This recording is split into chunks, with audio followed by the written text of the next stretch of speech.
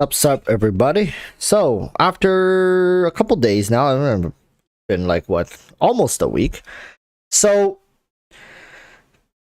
we've let this marinate for quite some time, okay? And in that time, I've collected my thoughts. I've been talking to other people, seeing what other content creators are also thinking about this.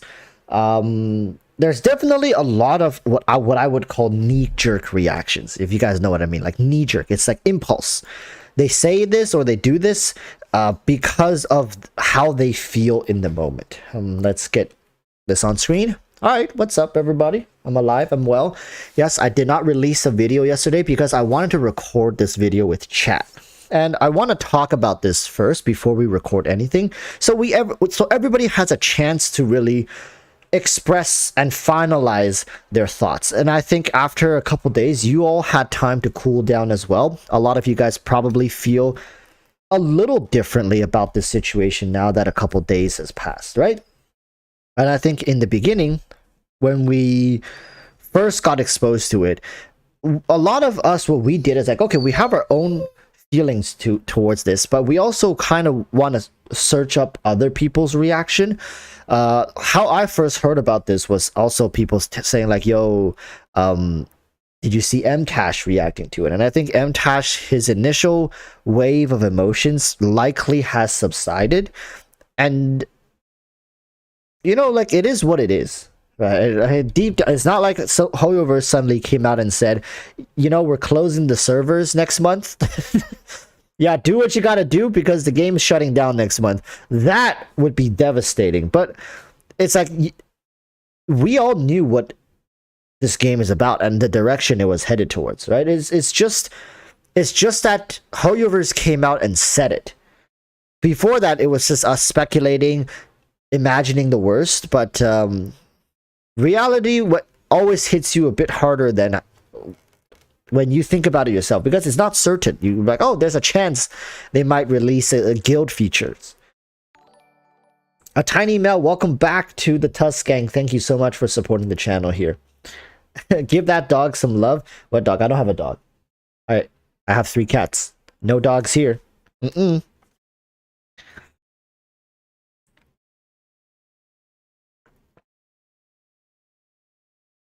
And when it comes to the CN community, for the most part, people are okay with it. Okay, you know why? Because people's lives in CN are so damn busy. Do you know? Okay, we need to talk about this first. Do you guys know why Genshin is initially designed to be a mobile game? And also, here's a follow-up question. Do you guys know why there's so many mobile games that are coming out of China? Right? And I kind of already gave you guys a hint before I even started asking you guys this question. Why do you guys think it's always mobile games? Why mobile? Like, what's so special about this device that a PC device can't really do? Right? Why is it such a big deal? And once you guys understand this, you guys likely will understand a lot more about why HoYoverse is making a lot of these decisions and why CN really couldn't care less.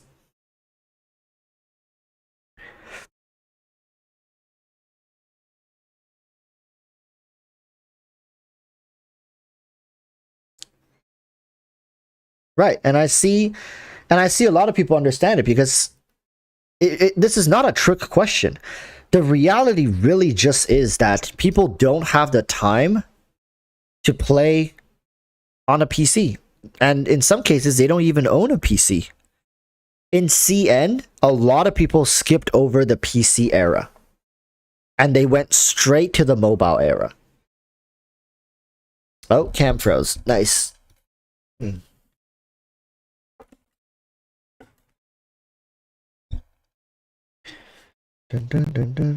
Let me fix this.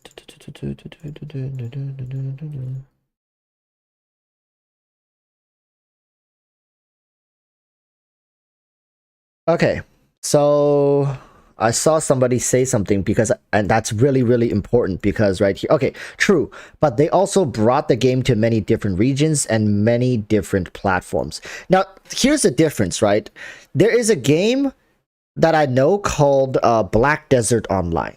I don't know how many people know about this, but Black Desert Online has a PC version. And then there's also Black Desert Online Mobile. They are two different games, right?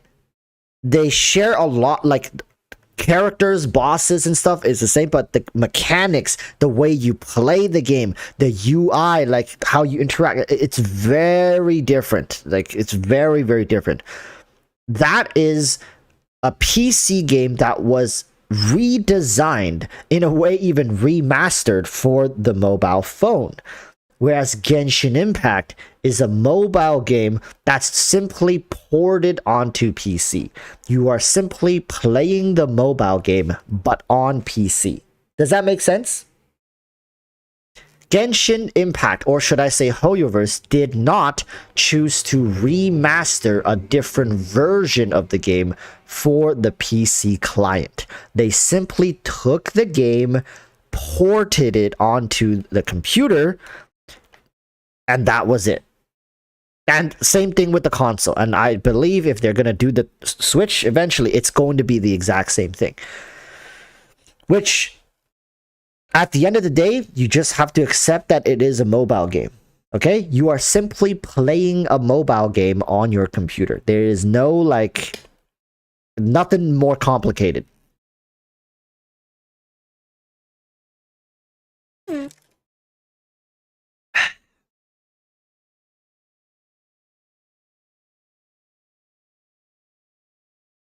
I wish they would have remastered it.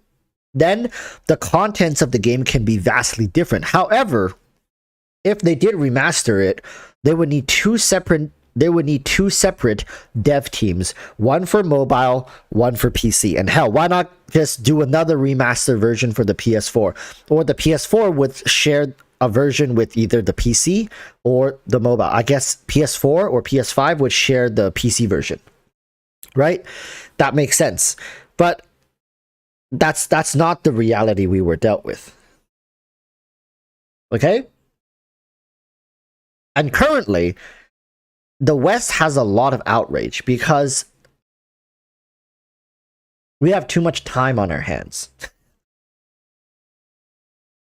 We really do. It's disgusting how much time we have just laying around, free time that we can actively burn.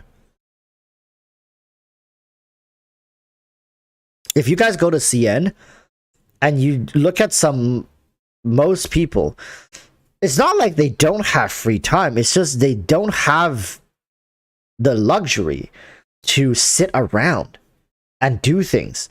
Like, sitting around at home playing video games, yeah, sure, in China, there's a lot of people who do that. There is a lot. But there's way, way, way more people on transit, outside, at internet cafes. It's just not, like, the society there is not built for the way we interpret, people from the West interpret gaming, all right? It really isn't the same. So, right now, currently, we are, I think the West is being forced, essentially, forced by HoYoverse to adapt to the Eastern way of consuming content in the game. Tech the Virus says, not true. Many other gacha games in CN have far more endgame than Genshin. Time, not the factor. Yeah, but like, why are none of them as nearly as successful as Genshin? Right? Does that make sense?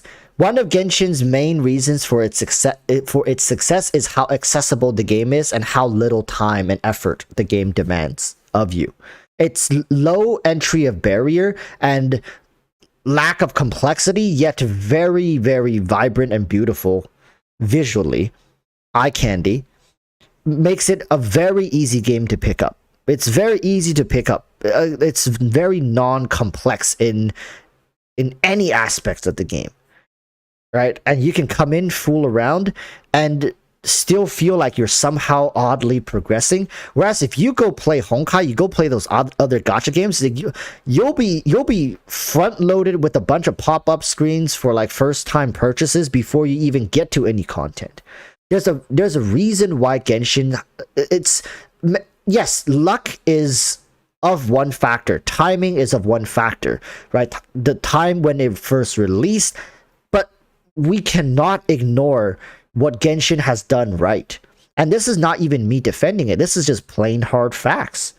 Genshin is the most popular gacha game to date, and it's held that spot for much longer than most people would realistically thought that it was capable of. And for some reason, it doesn't bleed away players as fast as other gacha games.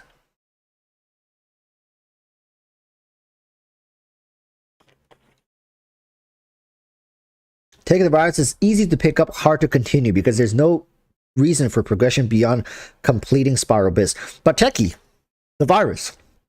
I know way more people in Genshin who just come on and collect herbs and talk to their waifus. Like, this is not even me trying to make people sound weird.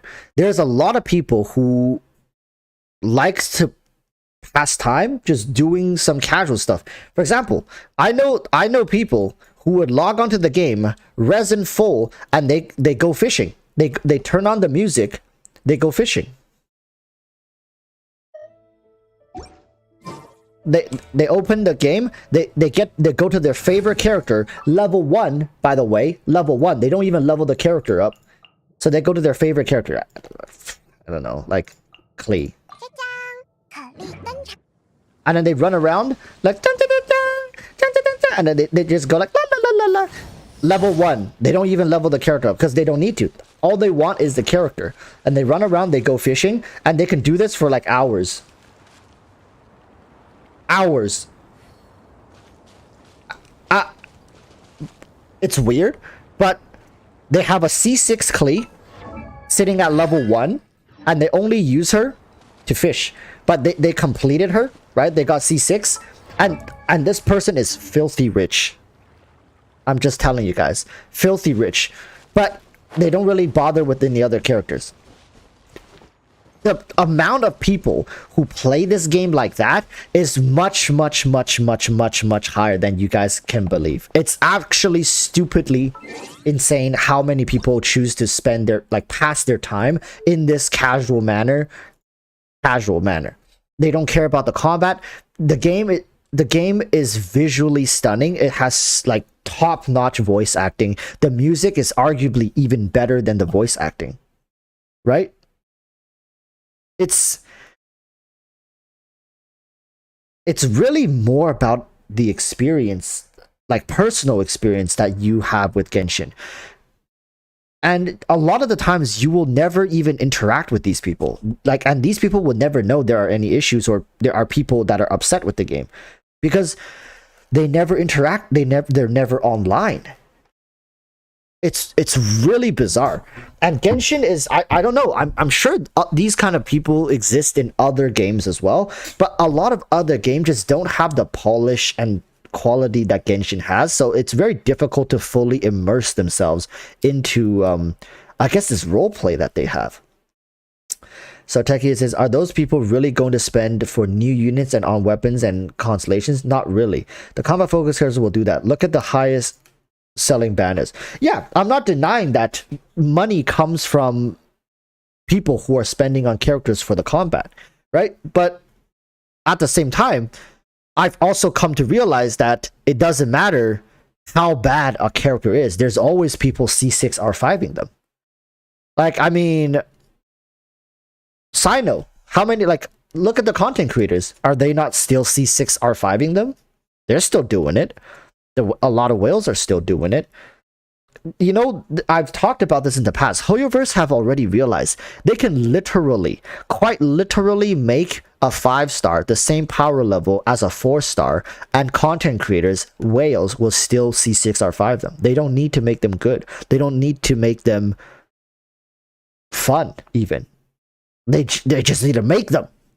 Make anything.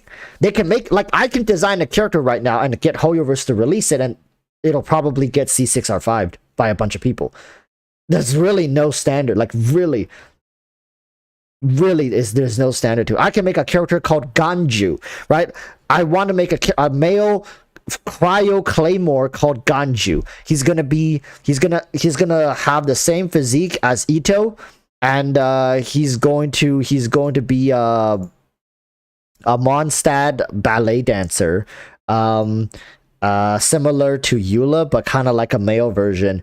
And he's going to function, but he's going to be a male cryo ballet dancer who scales similar to Chongyun. Same damage numbers as Chongyun. And that, I guarantee you, that character will get a bunch of people C6R5ing it. It'll get 100 million easy. Ganju. It'll easy. He's gonna have energy regen issues, but once you get C1, that goes away. He's gonna have problems breaking DPS ceiling. He's gonna like be comparable to Chongyun. His DPS at C0 is similar to Chongyun C6. Once you get C4, he beats out Chongyun, and once you get him C6, he's like around the same level as Eula, kind of, maybe. And that character will sell for hundreds of millions, right? At this point, it's not difficult for HoYoverse to come up with new characters and still get sales. This is why they can get away with this. It's because they know they can. Right? A lot of people are out here trying to hold HoYoverse accountable, being like, "Oh, watch the game just freaking burn and die." But you're just saying what you want to happen to the game. You're just saying that because you want the game to die, so HoYoverse can learn a lesson and or revert changes or whatever. But the reality is HoYoverse has already done the research. They've already tested it, character after character, banner after banner, rerun after rerun, adjustment after adjustment. They have already seen that it doesn't matter what they do with the new characters. It doesn't matter if there's endgame or not endgame, because people are going to spend, the whales are going to spend regardless, and the free-to-plays are going to keep playing the game, grinding away for the primo gems for their new favorite characters. They've already won this battle. Really, they have. HoYoverse and Genshin is right now too big to fail. Unless they come out, like Dawei comes out, and does some outrageous things that causes players to quit en masse. I don't know.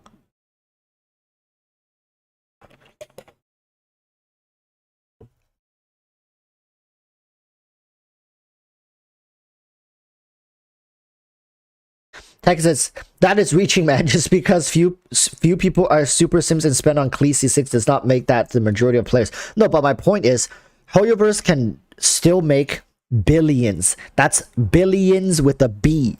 Billions of dollars every year doing, I'm gonna say it, but fuck nothing. They don't need to do shit. They don't need to make anything new. They just need to rerun events. They'll still make billions of dollars. How is, right, like realistically, like can we just think objectively as like, can we not be biased? Not be biased to our perspective as players. Why do they need to do anything if they're making billions? I get it. It's the right thing to do, right? It's right to do the players justice, to make new content. You've made billions from us players. It's only right that you treat us right, with respect. But that's bias. We're biased. We're biased to ourselves.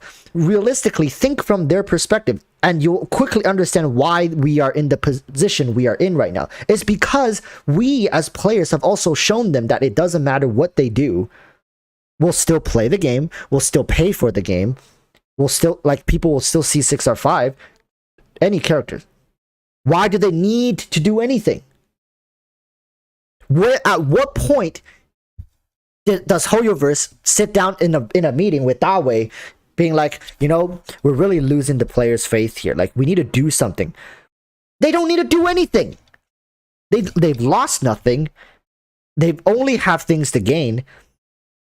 And every outrage just goes away after a couple patches, because content creators are the driving force. Believe it or not, content creators are the driving force behind the discussion topics, the big content creators. And guess what happens? when patch 3.3 comes out. No, I mean 3.2 comes out. No, take a wild guess. Oh, 3.2 comes out. Nahida comes out. What do you think MTAS is going to be talking about? What do you think Techdone's going to be talking about? What do you think Asian Guy? What do you think Ziox? What do you think people are going to be tweeting about? Content creators. Look at content creators right now. They're tweeting about, you know, like, oh my god, they're memeing, like, oh, you know, I owe anxiety. But that's just what's getting clicks. Does that not make sense? And HoYoverse knows these content creators inside and out. HoYoverse doesn't even need to like bat an eye. Once Nahida comes out, take a wild guess what people are going to be talking about. Like, really, does it surprise anybody at this point that nobody can hold HoYoverse accountable because we're all too busy lining our own pockets? Right? It's the truth, people. Like, content creators are just here for the content. Whatever is hot, whatever is most talked about, whatever gets clicks, that's what they're going to be talking about. And they are the driving force behind the voice of the community. You yourself cannot make enough noise to be heard. It really just is that simple. And HoYoverse fully understands this, that this will blow over faster than the anniversary thing. Like, first year anniversary thing.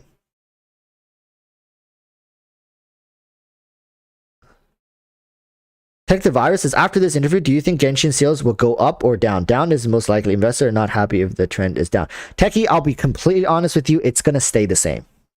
You know why? Because people who are spending on the game, right? People who are spending on the game, they have to have a reason. And a lot of people, for example, MTash will say to himself, I spent on this game, or Tectone is like, I spent on this game because I love the game. That's why I spent on it. No, they didn't. The real reason is they spent on this game because they have a problem. Like, if people are C6R5ing characters in Genshin, that in of itself is a problem. And they are just justifying that bad spending with other reasons, right?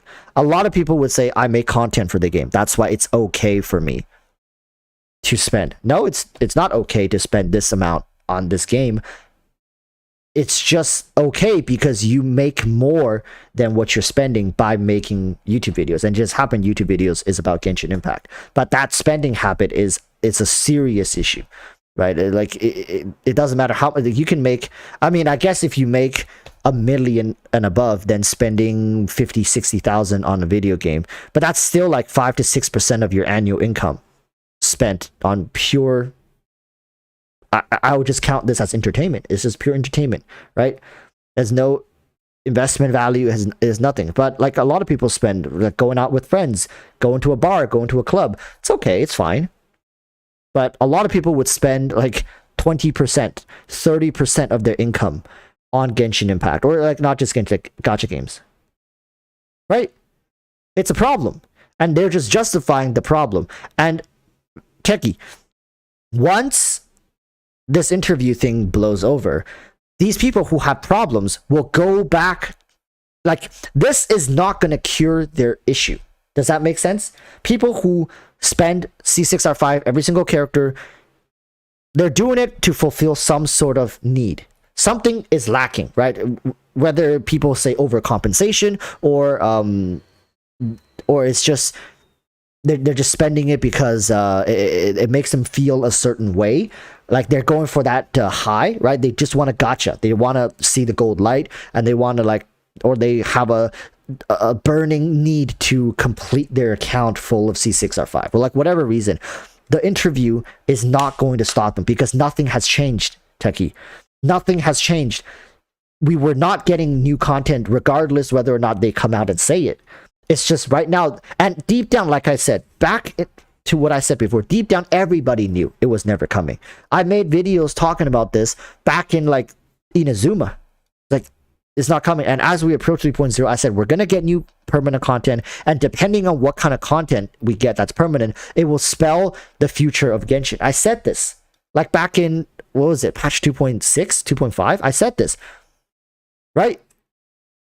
And once TCG got revealed, and I knew it was a casual focused content. I knew the game was done. I even said it when TCG came out. I made the video talking about this, saying it's done, it's over, people. They confirmed it. They basically came out and confirmed it. And then, of course, they did the interview, which finally confirmed it. Nothing, like, they basically been dropping hints left and right for a year now. If you really look at what they've been promoting, it's nothing new. So, like, expecting sales to drop is not really accurate. It's not, because people are still going to play the game. And also, here's another detail, right? Why is HoYoverse catering so much to newer players? Is it possible because they have the metric is that there's a lot of new players coming into the game, and a portion of them have to be big spenders, whales, people with fat pockets, deep pockets, right?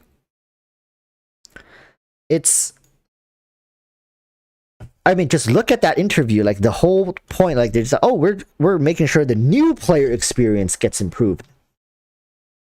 Do you really think they bothered to do that if there's no new players coming in? HoYoverse is a company that only moves and does things based on merits, okay? They'll only do things to further increase their profits, and to cater to the new player experience. That is indeed going to line their pockets very, very nicely. That's all I'm saying. Like, screw the old players. People who already paid, like, they're like, who already got wrung dry by HoYoverse, like, they don't care about you. They don't care about people who already spent 100 grand on the game. You can quit. Like, they're done with you. It sounds messed up, but really, HoYoverse never once said, hey, spend 100 grand on our game. They chose to spend 100 grand, and if they choose to stop spending, HoYoverse would be like, okay, have a nice day. Thanks for stopping by. Yeah. Like, okay, leave. No, really, but that's how the relationship goes between, like they, just because you spend 100 grand on the game doesn't suddenly make you more valuable than the next person. Really, it doesn't.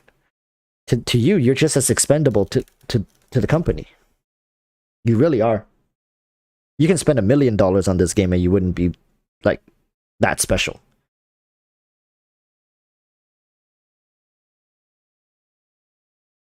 It really, yeah, you are a resource. Yeah, it sucks to say it, but somebody has to say it, right? Like, at this point, I see a lot of these, like, people living in some sort of delusion, thinking, like, just because they spent an X amount of money on this game, that somehow they contributed. Like, oh, I contributed to the development of this game, to the continued success of this game. Like, like Johnson Williams, I funded this game with 100 grand.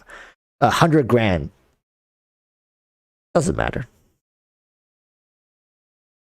Yeah, someone will always come and fill the last spender's shoes. Exactly. It doesn't matter if you are a free-to-play or somebody who dropped 100, 200, 300, 400, 500, sold your house, mortgaged your everything to like spend on this game. It literally doesn't matter. So, to HoYoverse, you're all just a number. You're all just a data point. That's all it is. So for us to be so outraged and so upset when really all this has been, like, hinted at from the very beginning. Well, no, that's not true. From the very, very beginning, back in patch 1.0, this game had, like, infinite potential. I can't even begin to tell you guys how much potential the game had in patch 1.0. But with each patch, I think starting from the first Lantern Rite patch, people should have felt something was off.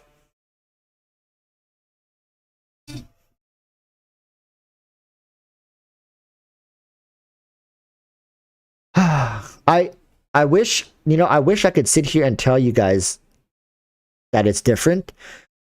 But I think a lot of people need to hear this. No, like, a lot of people need to hear this.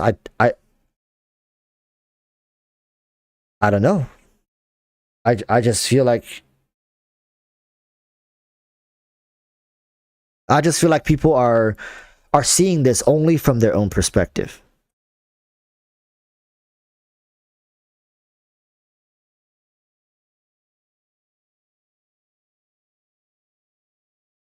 It's like you play League of Legends expecting to make friends with the random people you get on your team. Or like you expect League of Legends to be a fun and team-based gameplay. Like, oh my god, why are my teammates flaming me when I play League? I don't get it. Why can't they just be nice to me? It's like you're playing the wrong game, my friend. What do you mean? Like, play League of Legends expecting a wholesome experience. Like, what the fuck? It's just the wrong place, wrong game, wrong community to be looking for that kind of stuff.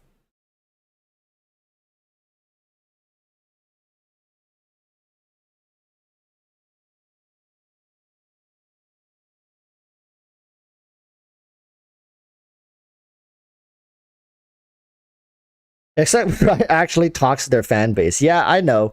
League of Legends, like even when the developers talk to the fan base, you see these problems still persists. Not everybody gets the change that they want. Even big streamers talk about like major changes that's necessary for the game to become more player friendly. The company refuses to do it. Do you guys know why? Because it's going to drive away a lot of players in the process. Sometimes making a good game is not about making a fun game. Does that make sense? Making a good game does not mean to make a fun game. Making a game that lasts, making a game that's profitable, fun, good, I almost feel like you have to always pick like 2 out of the 3, right? Profitable, good. Like profitable, quality, and fun for the players. I almost feel like it's always like 2 out of these 3. You can't choose. And if you choose that it's a good game of high quality and also fun for the players, meaning you get all the features that you want, then the game isn't that profitable. And what ends up happening is the game will eventually just die.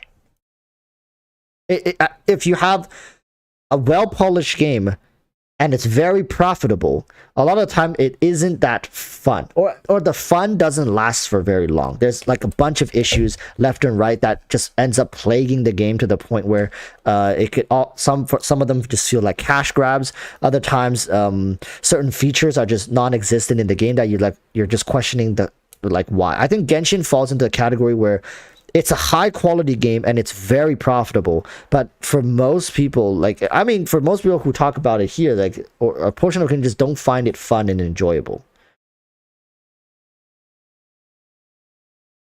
I see you've never played Fortnite. I don't know. I mean, that just kind of came up. I don't know if that's actually true, but it just feels like, to me, Genshin is a game that's extremely high quality, right? And it's very profitable. But when it comes to how fun it is, I'm sure there are other games around that's more fun and enjoyable to play. Genshin definitely feels more like a pastime game, right? Like, I have 20 minutes. Oh, let me just do a commission, right? Oh, I'm on lunch break, or like, oh, I'm in the toilet, or like I'm on the toilet, and okay, let's just see what my Eula's doing. Right? Like, let's say hi to my Eula while I'm just sitting on the toilet here for 2 minutes. Like, oh, look, a mushroom, let's pick it up. Like, stuff like that.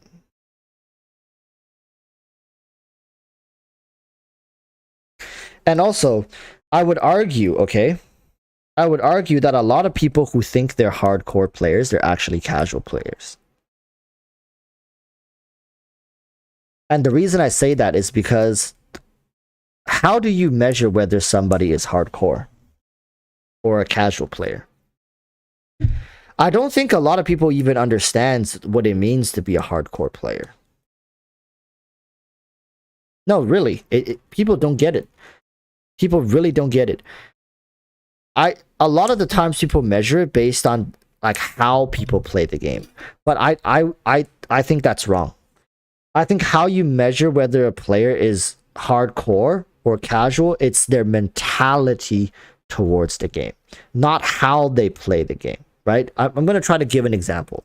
For example, two players in patch 3.0, both 36 star the Abyss, both played the Abyss for like 40 plus hours. Both of them did, right? Okay? You guys following me? Two players. One cleared it with like a national team and then like a Hutao team, right? The other player cleared it with like a Eula team and a Yoimiya team. So these two players, both in patch 3.0, spent 40 plus hours, right? Just based off of those metric, both of these players, like statistics wise, are not casual. They're both hardcore players, right? Because both of them in patch 3.0, they spent 40 plus hours. They built extremely strong teams, meta teams, and they 36 starred the Abyss. And let's just say, for the sake of this example, they both had to try many times. Like, they did not have a smooth run through the Abyss. It's not like they just like C6 R5 everything and like, no, they optimized teams, so they spent 40 plus hours, right? Statistically, we would say, well, both of these players, well, obviously they're both hardcore, because if they're not hardcore, why would they spend 40 plus hours in the Abyss? That's cringe. But now we have to look at the mentality both of these players had, right? So one player, let's just say player A, the one who ran national team and Hutao, player A, did that for the Primo Gems. They are a strictly free-to-play player. They did that for the Primo Gems, and they really want Nahida. Nahida's coming up. Let's say they look at leaks. Nahida's coming up. Oh my god, they heard Nahida's coming 3.2. Oh my god, I need to prepare. I don't have enough gems. And the other one, so player B, the one who ran, what did I even say? Eula and Yoimiya, right? I don't even know. Okay, player B used Eula and Yoimiya. And this player is just bored. Okay, they're just playing this game, and they're part of a speedrun community. They are they have multiple teams built, and they chose to run Eula Yoimiya because they just haven't really played this comp in a while, and they're like, okay, let's try to build up my Eula for 3.0. Let's see what this is all about and stuff like that, right? Arguably, player A is a far more casual player than player B, because the mentality what drives them to play the game and to do this kind of stuff is vastly different. Player B, let's say, they buy the Welcome Moon, and sometimes they buy the BP, right? And they're doing the Spiral Abyss purely for the entertainment. Like, they're just doing it because like it's so much fun rotating through the characters and different compositions and stuff like that. So by definition, at least how I look at it, is that B is more of a hardcore. A, they're doing it because they're forced to do it. Okay, it's not by choice.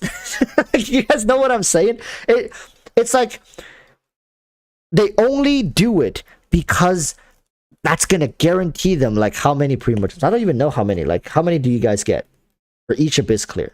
900? Is it 300 per, like 9, 10, 11, 12? 600. What? How is it 600? 9, 10, 11, 12. That's 4. Oh, it's 150. Okay, it's 150 per floor. Okay, so yeah, like player A essentially is gunning for the 600 Primo Gems, and they have no, like, basically player A, they do all the overworld stuff, everything. They do everything, all like to the teeth. They farm every last drop of Primo Gems, and you guys would sit there and point fingers saying that guy's a hardcore player. No way that guy is a casual player. That guy's a hardcore player. Okay? You guys would say that. You guys would label that guy as a hardcore player. But by definition, that is wrong. That like, at least I think that's wrong, because that player is not a hardcore player. That player is just he's just forced to do all of this stuff. Right? If he wants a character, if he actually wants to play the game optimally, which is by getting new characters, because that's how Genshin is designed. Without new characters, new bosses pretty much is irrelevant. Whereas player B is doing it because they're just bored. They have all these different characters, they can build different teams, and they can experiment with different teams, and they're just bored. So they're doing the Spiral Biz. They could care less about the 600 gems. And they explore the world, they play this game for like the entertainment aspect. I would say player B doing the Spiral Biz, and that kind of player is much more hardcore. They're involved in a lot more different communities, and they follow different meta, side metas, and stuff like that. The player A used National and Hutao. They run that team because they know it's the most optimal, so they're trying their best to complete all the tasks that is demanded of them every patch. And they're basically, player A spends much less time scrutinizing the details because all the details are already explained for them. They're running National because it's the best that they have. They're running Hutao because that's like the best they have. They never need to test anything. Whereas player B is like, okay, I wonder how this Eula team works. They're in the Eula mains community, like researching, asking people, trying different things out, trying different team builds out for Eula, and then they go to Yoimiya communities, and then they see this, they ask like search up guides and stuff. Like they spend much more time and effort scrutinizing the details of the game versus player A. Player A is playing the game on like trainer wheels, okay? And they have to do it this way because player A have no resources to waste. A lot of you guys are casual players. Understand this. A lot of you guys, by definition, like at least how I see it, are casual players. You follow a certain meta that is pre-built.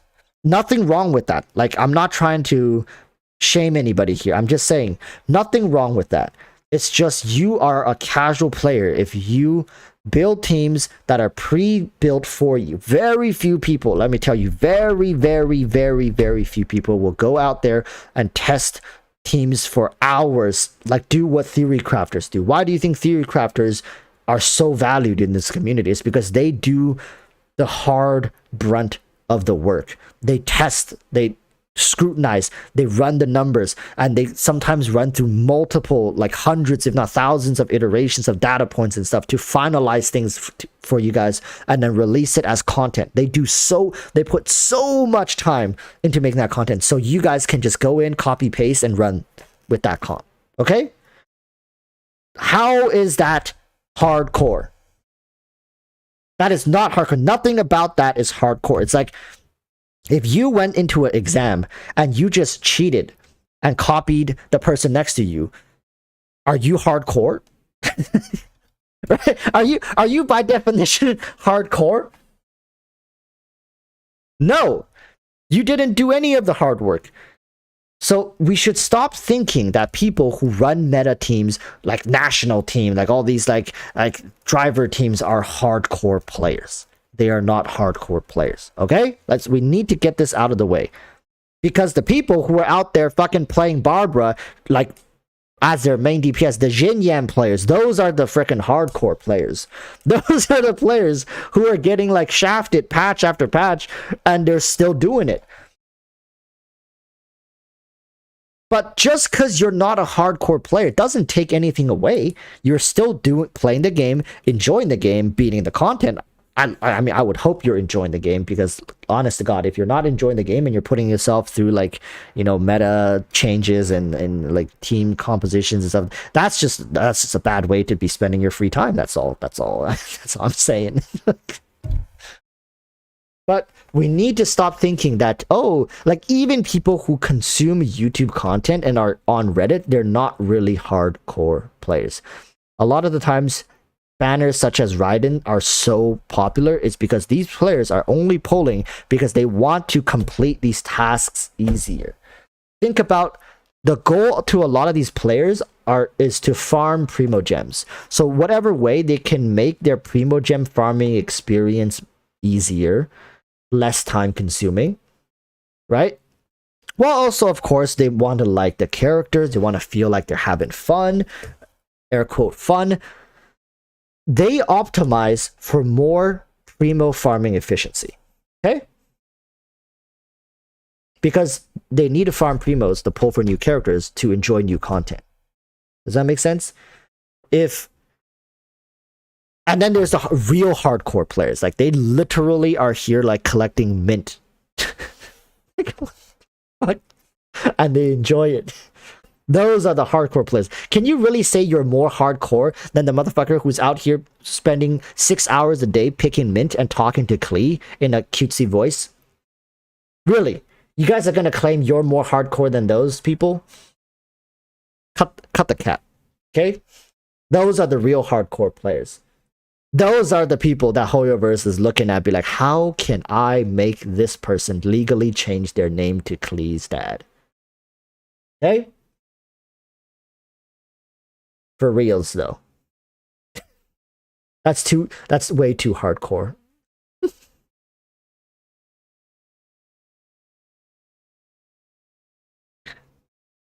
No, but like, if you look at it like that, it's really the mentality towards the game, not what you do in the game.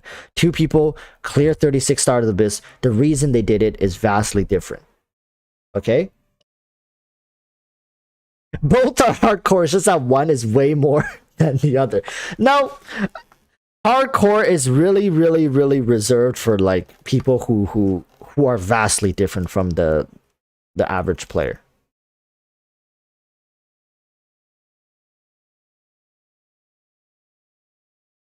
Tech Devices, you are mistaking invested with hardcore. Being very invested in the game, time or money-wise, doesn't make them hardcore. Min-maxing constantly.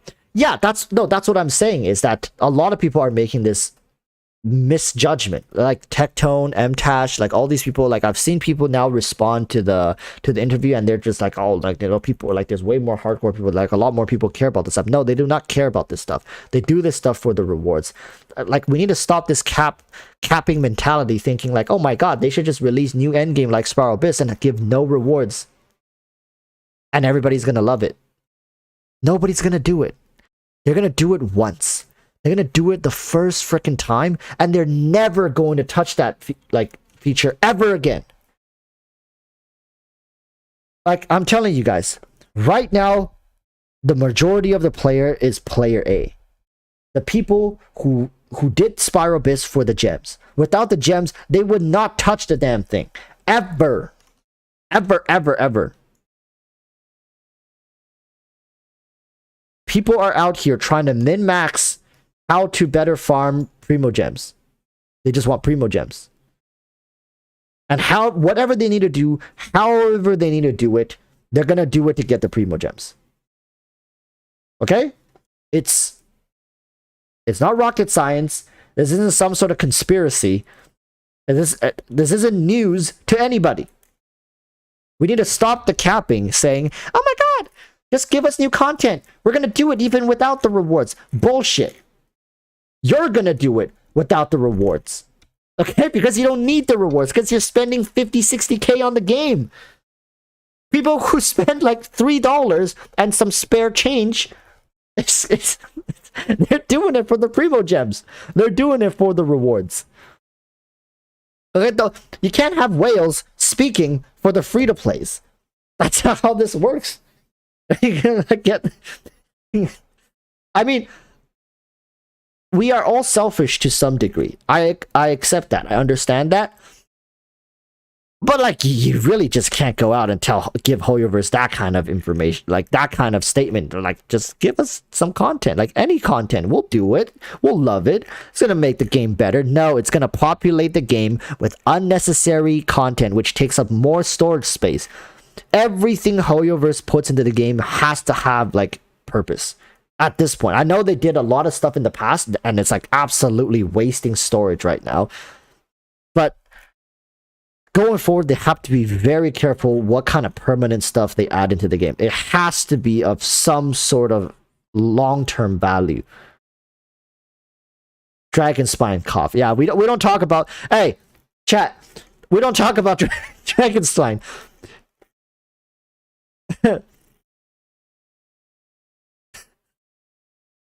Check the viruses. Envy is completely free to play, and he is not doing it for the rewards. He does the biz challenges with Legacy 4 stars. Yeah, you're right. Envy isn't doing it for the rewards. Envy is doing it for the money, for the YouTube ad revenue. Okay. Okay, Techie, let me ask you this question. How many content creators do you think will still be playing Genshin Impact if they don't make any money from it?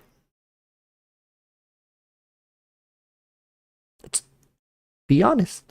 I mean, hey, MTash and Tectone literally said if it wasn't the money, they'd be out. They said it on stream.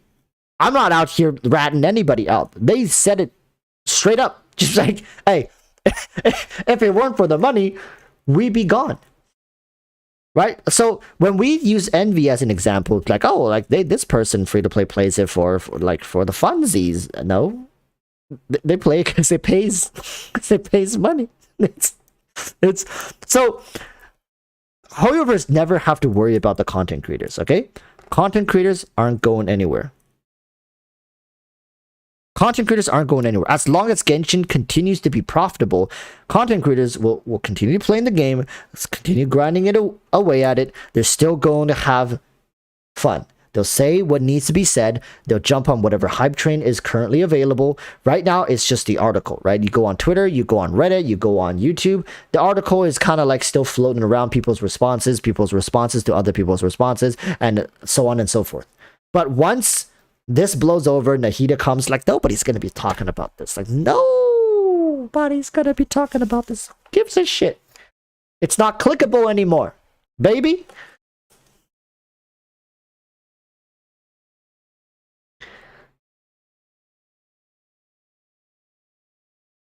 It's whatever gets people talking, okay? It's whatever gets people talking right now. So these top creators, they have a lot of people watching them. They have a lot of people watching them. So a lot of times they need to, like, everything pertaining to Genshin, they have to address it, talk about it. And at this point, I think it's just much more, it's much better for their sanity if they're just somewhat honest. For example, if MTash is disappointed, maybe you can draw out the disappointment a little more, make it a little, more played up, more dramatic. But like generally, if you're disappointed, he's not gonna be disappointed and suddenly act surprised and be like super happy. Like that's gonna drive you crazy. Okay, I'll be honest with you. As a content creator, that will eventually drive you crazy.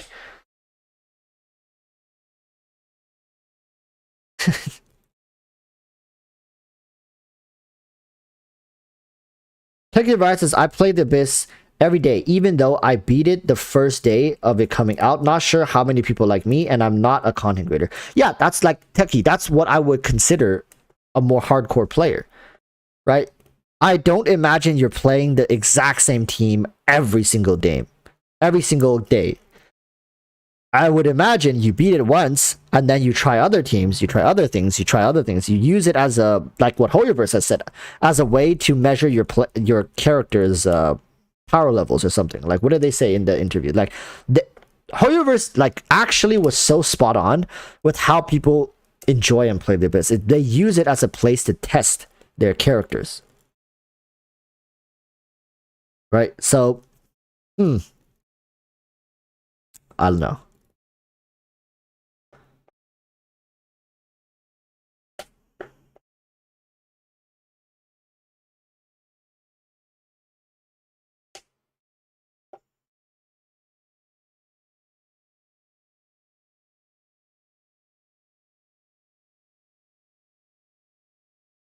It advises nope, different teams each day. Each team with different units, combos, and different artifacts. That's how I test personally. Yeah, exactly. Right? That's your player B. Your player B. You're the second category of players. Large Bananas asking, are you in the same vein as Tectone and MTash about quitting? No. Listen. Okay, this is why I'm different from a lot of these other content creators, is that I'm not big enough to make good money off of Genshin. I'm not nearly big enough to make like sizable money. So, and because if I did, I would have quit my job by now. Okay, so I like, as you guys see how I play and enjoy Genshin, I don't play the game the same as other people do. Like, you guys can go try to find content creators that have completion rates the same as mine. It's very rare. I don't think you guys will find any content creators. Like, I'm actually a casual player that's playing this game. Like, it's really weird and bizarre. Okay? I know I keep showing you guys this, but I don't think there's any... I mean, try looking for one. Somebody who actually don't look up any guides, who plays the game like fully as like a player, a normal player, a casual player who plays the game with no guides, no assistance, who's just trying to figure things out on his own. Right? Who don't look at leaks.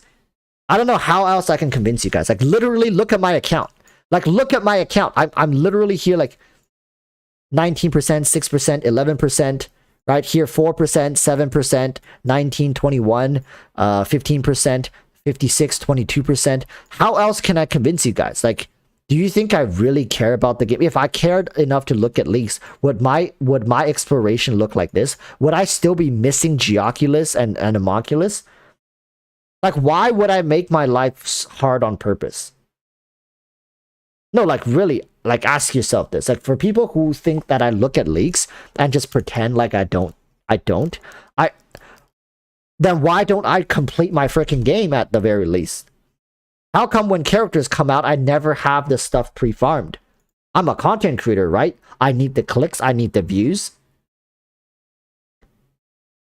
No, like, really, ask yourself that. Then why don't I do it? Why are my characters never pre-farmed? Why am I always sitting on level 20, level 40, 50 characters when they come out, when all the other content creators are somehow level 90 day one?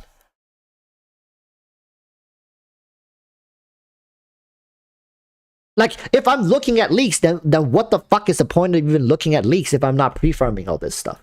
You know, like, sometimes it just really doesn't make sense.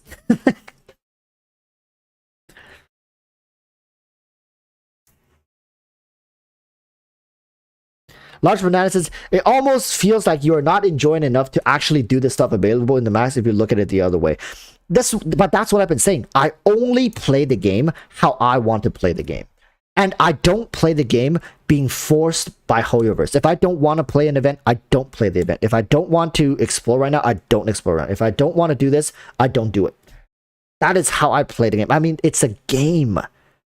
There's nothing written in Genshin's game saying you have to complete this. You have to explore this. If I get stuck on a puzzle and I don't want to ever continue in that region because of that puzzle, I won't continue. Because that puzzle is gatekeeping me. I don't want to do the puzzle. Because that puzzle is annoying. And I can't... I'll show you guys. There's this quest over here that I don't think... This one. This one. You guys see this? There's a quest in there where there's a freaking pond of water. And I can't get that water to drop down. And I completed this one. I believe there was like some fog all over this island. And this is the last patch. I couldn't do it. I couldn't do it. And I was getting so frustrated. And I was like, you know what? I'm just not going to do it. Fuck it. But that's like, it's a game. Why do I need to complete it if I really just don't want? Maybe 5, 6, 7 years from now, I'll come back and be like, you know what? You know, I'm going to dedicate a month. I don't know. It's probably not going to take me that long. But I don't look at guides. I don't look at like any guides. So I won't have any idea how to do this apart from me figuring it out myself.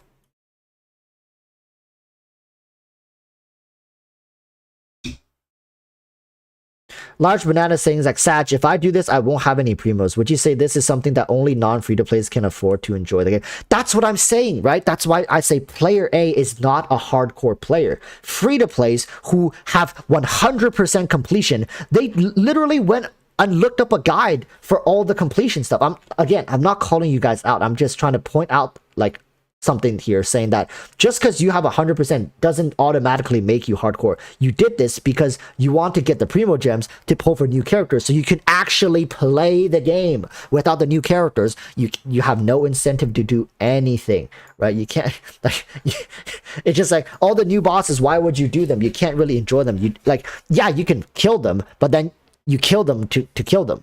There's nothing in return. Like, what, for the satisfaction? Sure, wow, you killed the new boss that everybody can kill with like even a bunch of 4-stars. What I'm saying is people need to be incentivized to do things, right? And incentives in Genshin comes in the form of pulling for new characters. So you can actually use the characters and the need to level up those characters as incentives to go beat the bosses, clear the map, blah, blah, blah, blah, and do all that stuff, okay? Apart from the lore. But me, who spends hundreds on this game, I can get all the characters without having to go through the BS of jumping through HoYoVerse's man-made loops and sitting and begging for them for primo gems, because it's really not fun. It's really not fun. Like I'm telling you guys, some puzzles are fun, but like this one just felt so frustrating. You know why? Okay, you also know why, because it's a freaking, like, this area is surrounded by cliffs. So when you jump down, you want to go back up, you have to climb back up. Do you guys know how annoying that is? Like, you have, like, oh, you jump down to try to go look for something, like, oh no, that was wrong. Now you gotta like scale an entire freaking cliff, and then you run low on stamina. It's fucking annoying, man. Like, it's just, I'm too dumb, basically, is what I'm saying. I'm too dumb to figure it out, and I don't have the patience to do it.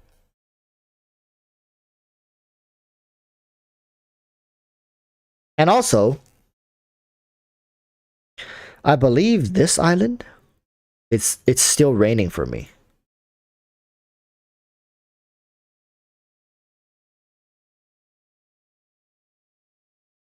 Yeah, see? A lot of you guys, this island is already clear, right? The sky is already clear. For me, this island is still raining because a lot of people say, "Oh, Walrus, just do the quest." What quest? I'm not gonna go do a quest that I have no idea. Oh, is that a Kabuto? Hey yo, give me that. Like, this is literally how I collect stuff for my characters. I come across one, I pick one up. That's it. I don't know where they are. I just kind of go around. Sometimes I'll mark them down on a map, and over a couple days I'll go back to like the 10-15 marks that I have if I find them. But that's how I play the game. I mean, like, this is how the game is designed to be played, people. Like, I'm just telling you guys straight up. This, like, I'm playing the game right. You guys are playing the game wrong. Like, you guys aren't really playing the game. Again, not calling you guys out, but this is how the game was designed to be played. Okay? I'm just saying, HoYoVerse never designed the game with the intentions of you guys looking up guides. Right? We can all agree on that. Stop the cap. So anybody who says, "No, Walrus, you're playing the game wrong," that's hard cap.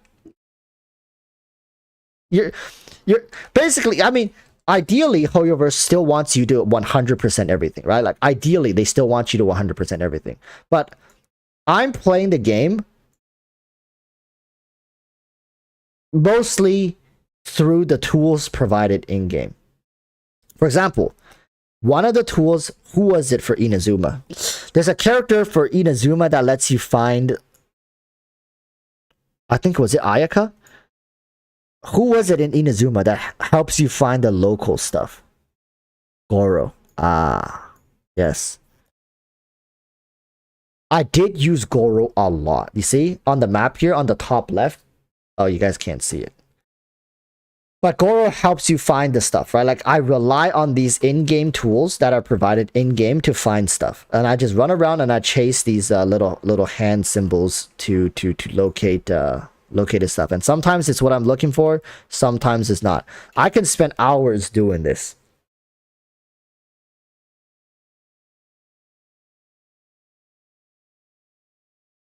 What is this? This is what it was. Dendrobium. Is that new? Large says, but Does HoYoverse design the game for people to not complete anything and not experience the story they prepared? This way of playing will make the content super bloated.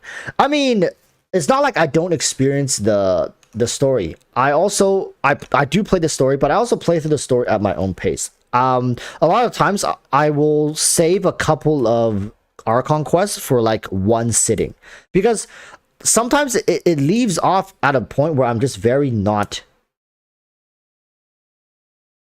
I mean, it's not cliffhangers for the most part. They do somehow like find ways to tie together and stuff. But I've always enjoyed binging stuff.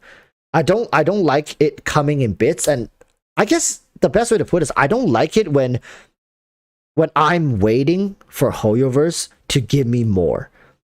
I want to choose when I consume. It's the same thing with mangas and anime. I almost never watch animes when they come out on day one. I don't know. Is that fucking weird? Wait, am I like exposing myself right now? Maybe it's just me. But like, I don't like watching anime when they just come out. I always have to wait until at least middle of the season.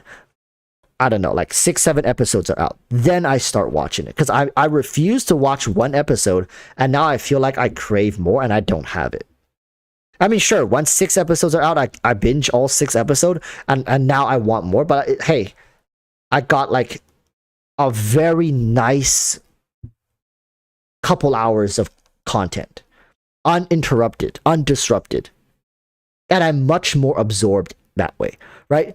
Sitting there for 20 minutes watching one episode, you're not going to be as absorbed as you sit there for 3 hours back to back to back to back to back to back watching all the episodes. You're like so zoned in, and that experience, it feels so much better for me as a consumer. I don't know, am I weird? Spoiler though, trust me, bro, I'm very good at avoiding spoilers. Evidently enough, the fact that I've avoided all Genshin spoilers for the past like half a year. Hey, I'm just saying. I got a thing or two going for avoiding spoilers. Large Banana says, right now you have years worth of side quests and stuff to do. At some point the game becomes uncompletable for you. I mean, I don't need the game to be completed. Like completed in the sense of like 100% completion. I don't need that. And I don't think I've ever completed a single game with 100. I've never completed the Pokédex, for reference. But that has not stopped me from loving the Pokemon series. I think I started playing in Fire, Red, Leaf, Green, and I played every single iteration of Pokemon up until what was the last one that came out? Was it like the remaster version? I've also played the weird one, the one that's set in like feudal Japan. I've never completed the Pokédex though, ever. Legends of Arceus. Yeah, I played that. I don't think I really completed that. Like, it wasn't really like what I was expecting. It wasn't as fun. But every single Pokemon I've played, I enjoy most of them. I mean, the journey is pretty much the same. Beat the Elite Four, get my favorite Pokemon, breed it until it's literally perfection. Maybe do some shiny hunting, and that's it. But like, it's a game. That's why I always go back to this topic, is that it's a game. You have to find what's fun for you in the game. It's supposed to fill your downtime, not induce anxiety. You're supposed to be playing the game, not the other way around. Right? Like, sometimes I honestly feel like I'm crazy for saying this, but it really feels like this, that nowadays, especially for gacha games, a lot of players are literally just like on a leash by the company and walking to the beat of the drum set by the company. But I really don't enjoy playing the game that way. I play games just as it sounds, to play the game. I have a purpose, I have a goal that I want to achieve, and I will do everything that I want to do to achieve my goal, and I don't want my goals to be obstructed or to be set by the developers. I mean, they made a great product, don't get me wrong. They should be, guiding us in a general direction, but they shouldn't be telling you, hey, do this now. For the next 20 days, you gotta do this. If you don't do this, you're gonna be missing out. Like, fuck that. Like, if I don't want to do it, I'm not doing it. That's how I play.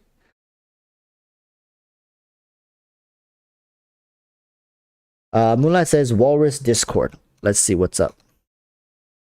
Discord? Did something drop? Moonlight's do an account review for mine. Probably next stream. Actually, when is the banner coming out? Soon, right? 5 days. Ooh.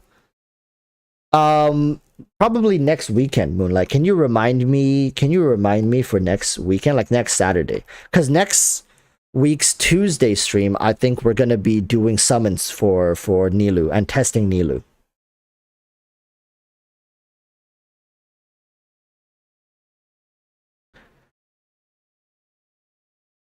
Genshin is an open world minigame. In many ways it is. Yeah, like it's like multiple smaller games mixed into one big game. I mean, Large Banana, don't get me wrong. Like I'm not saying that other people's ways of playing the game is wrong. It's simply how HoYoverse designed the game, okay? It's because they designed the game this way. That's why people end up having to play like in a certain way, or else they're gonna fall behind.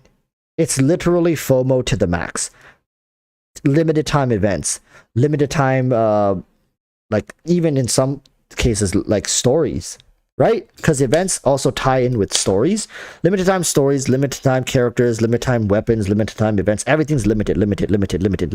So what ends up happening is, unless you have an ungodly amount of time on your hands to figure everything out by yourself, all the intricacies, all the like in some cases the bullshit stuff that's tucked away, unless you have all the time in the world, you're going to fall behind. You're going to miss out. So you have to look at guides. You have to, especially people who only have, let's say, not even a crazy amount of time, like 2-3 hours is a lot of time every day to dedicate to one game. 2-3 hours, like that's like 20 hours. That's a part-time job's amount of hours in a week, right? That's like 20 hours in a week.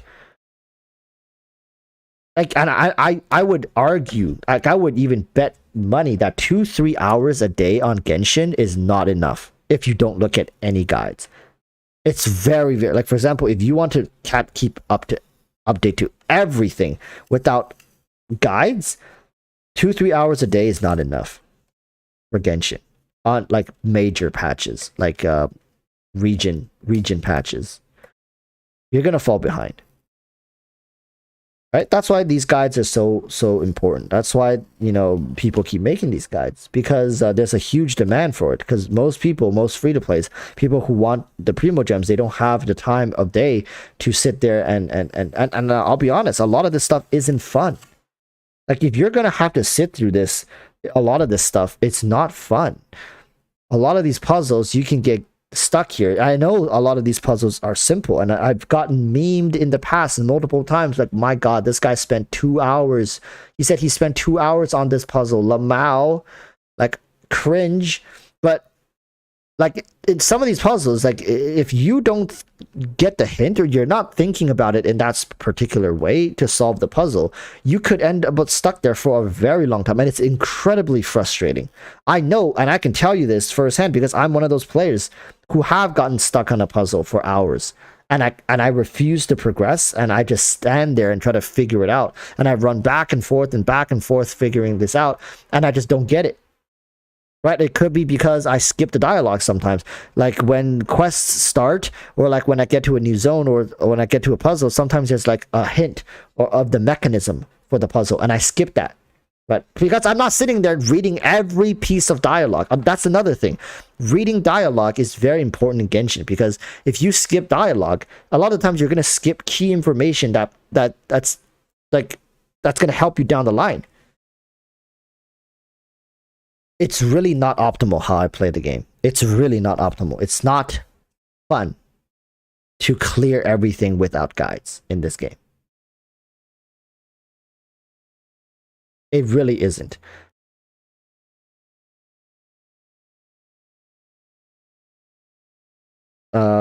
Olsen says, I don't know how players in China play a game with these long ass unskippable dialogues. I don't know. I think a lot of people do enjoy them. Alvis Privs as well as, can you pull Nilo on my account? I need some 50-50 streamer luck if you still got space on something. Yeah, I think I currently am doing 2 summons, but I can definitely fit you in. If anybody wants me to do summons, always just DM me on Discord and let me know what's the situation, and I'll be more than happy to kind of share around the streamer luck. Then again, now that we've talked about it, usually it doesn't work. It only works if we don't talk about it.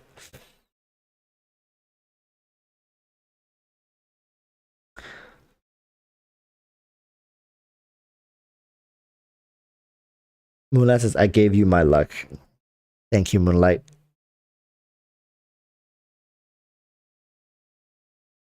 Chile, I use mouse, but I can just hold the button. But yeah, after all this talk, I'm gonna record a video. This is pretty much going to be the final thing I want to touch upon when it pertains to the whole interview and stuff, because there was so much, like, the community literally went like ballistic when this thing came out. I'm gonna be recording a YouTube video. I haven't done one in a while on stream, just because you know, it's sometimes I just don't want don't want the heat. But yeah, I'm gonna record a video. I think I'm gonna turn off chat because some people do be wild, if you know what I mean, when they know I'm recording a YouTube video. Be like literally sending like Morse code messages to their crush or something like that. Not saying that's weird, but yeah, I'm gonna turn off chat so people can't go crazy. And definitely I've seen some really weird stuff, like people say. I now I understand why people, when they record videos on Twitch, they go on emote only. It really saves me time, saves people time editing, right? Like when you're editing and then there's somebody like be like, oh my god, I wish I can stick my X into X and XYZ. It's weird, man. Okay, so the video topic is to separate the casual and hardcore, and really hammer home the idea that a lot of players would think they are hardcore players simply because, you know, they 36-star the abyss every time and stuff. But really, it isn't that simple, and we are miscategorizing a lot of players, and really it comes from intention and the reasoning as to why they do certain content. And it all ties back together with the whole HoYoverse interview thing, and explaining again, not defending, explaining, because right now Tectone was saying like there's no content creator that can defend, you know, these kind of claims by HoYoverse. And again, I'm not defending, I'm simply justifying why they decided to do this and why it makes sense in HoYoverse, from HoYoverse's perspective. And I know a lot of people want us content creators up in arms with pitchforks siding with the players, but realistically, you guys have to understand that achieves nothing. Okay, that actually does achieve nothing. It's much better to understand why HoYoverse is doing something, and maybe in the future we can try to combat that by actually doing, like, making counter moves, as opposed to, you know, reacting to their statements and then acting like a spoiled child, like rolling on the floor, throwing a tantrum, trying to get their attention. That's never gonna work. It's just like if you want your parents to get you something, it's much more efficient to strike up a deal or to do a trade of some sort, as opposed to just rolling on the ground crying. Maybe that works with yours, but from my experience, I've only gotten more severe ass beatings. I'm just saying, maybe it's my upraising. Literally, I'm about to strike up a cultural barter with HoYoverse at this point. Okay, let's start the recording. Let's go. Sup everyone, welcome back to another video, and today I'm actually here on stream right now, so everything I'm saying right now is having live feedback. Of course, I'm not going to show you guys that because some of the people in chat could be a little less than normal, if the best way to put it. So there you have it. But for sure, we're definitely streaming. If you guys never check out my live streams, you can definitely influence a lot of what I say in these videos by having the discussion with me. We're at the end of the discussion here, so we're just kind of finalizing everything. We're going to be talking about this. I gave some examples, and the people in chat were kind of bouncing ideas back and forth with me. And in the end, we've essentially come to the conclusion of how things are. Okay, so we're going to be talking about some misconceptions, I believe, in the community between categorizing casuals and hardcore players, as well as, you know, what it really means when HoYoVerse gave out those statements, and touching on a couple things that other streamers have reacted to, mainly MTash and Techno, because that's the two that I've seen people quote and ask me to comment on the most. So without further ado, let's just get right into it. That's a car just ran by. So, to categorize between casual and hardcore players, one of the things that I find that a lot of content creators and just players in general even miscategorize themselves. Honestly, I don't feel like a lot of you guys are actually hardcore. Just because you're on YouTube, just because you min-max your teams, just because you watch all the guide videos and content doesn't immediately make you a hardcore player, right? What you do in the game doesn't make you hardcore. Now, a lot of you guys will be like, "Walrus, that is hard cap. You are smoking some weird shit." Like, if I 36 star the Abyss every single run with my meta team, I'm a hardcore player. Like, no casual player is going to be doing this. But you guys are too focused on the extremities of both sides. On one side, you guys think the casual players only know how to like pick their nose with their feet and eat it, then pick flowers and sing songs with Klee and lullabies to Chi-Chis and stuff. But you guys, you guys have to understand, yes, those players by certain metrics are casuals. They don't care about completing the Abyss. They don't care about getting Primogem rewards. They don't care about any of the combat or whatnot. But I also know players who spend 80 hours in the teapot every single day. Every single day. I know players who spend like 80 hours in the teapot every week. Are those also casual players? Right? Just because they don't do the Spiral Abyss, are those casuals? I would argue that they are much more hardcore than people who 36 star the Abyss. I know players whose teapot looks like a different game in of itself, right?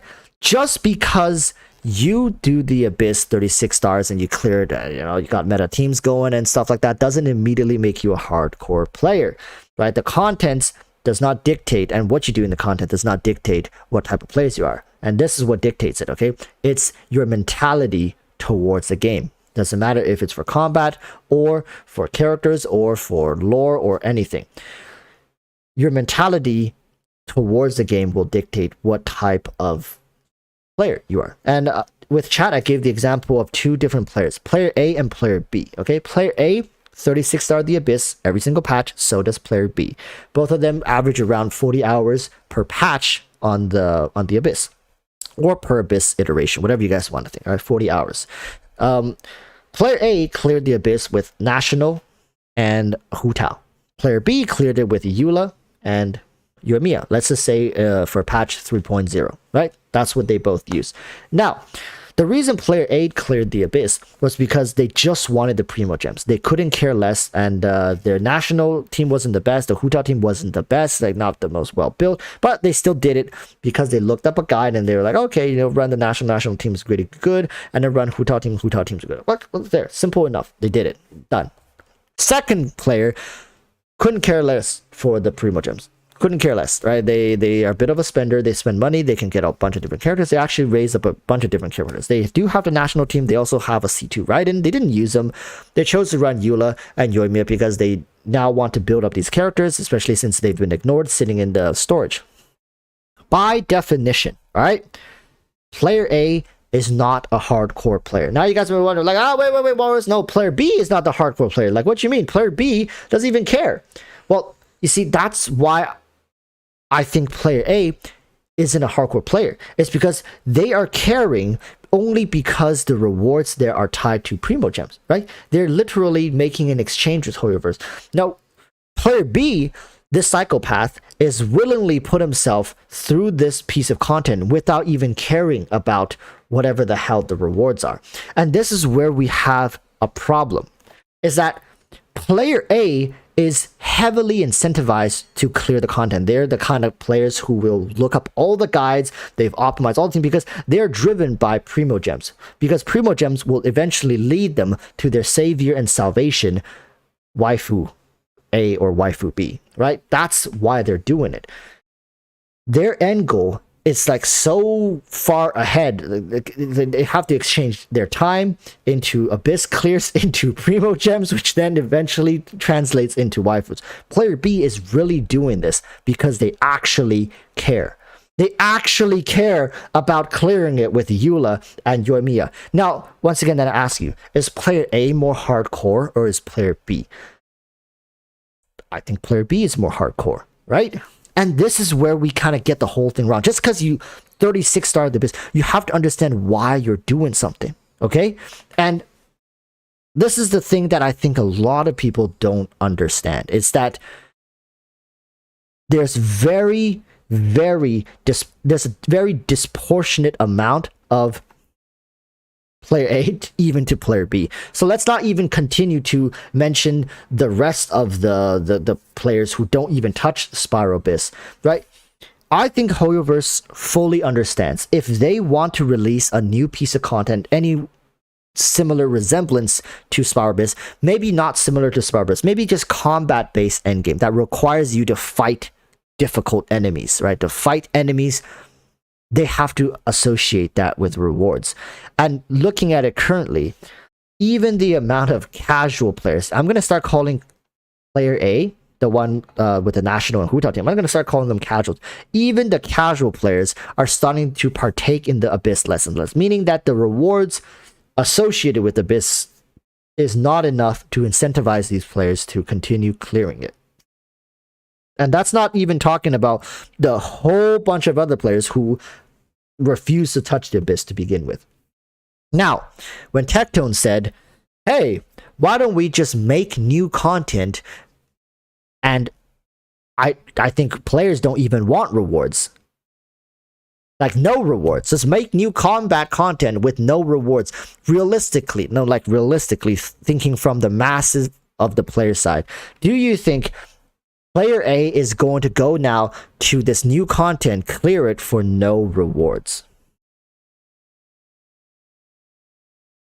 Honestly, I find it very, very difficult to believe that the category within player A is going to attempt this new difficult content for no rewards. Although I do want to say they will likely clear it once, just for the sake of the experience, because that is a good and justifiable exchange. When something new comes out, nobody's ever done it, you will try it just to try it, okay?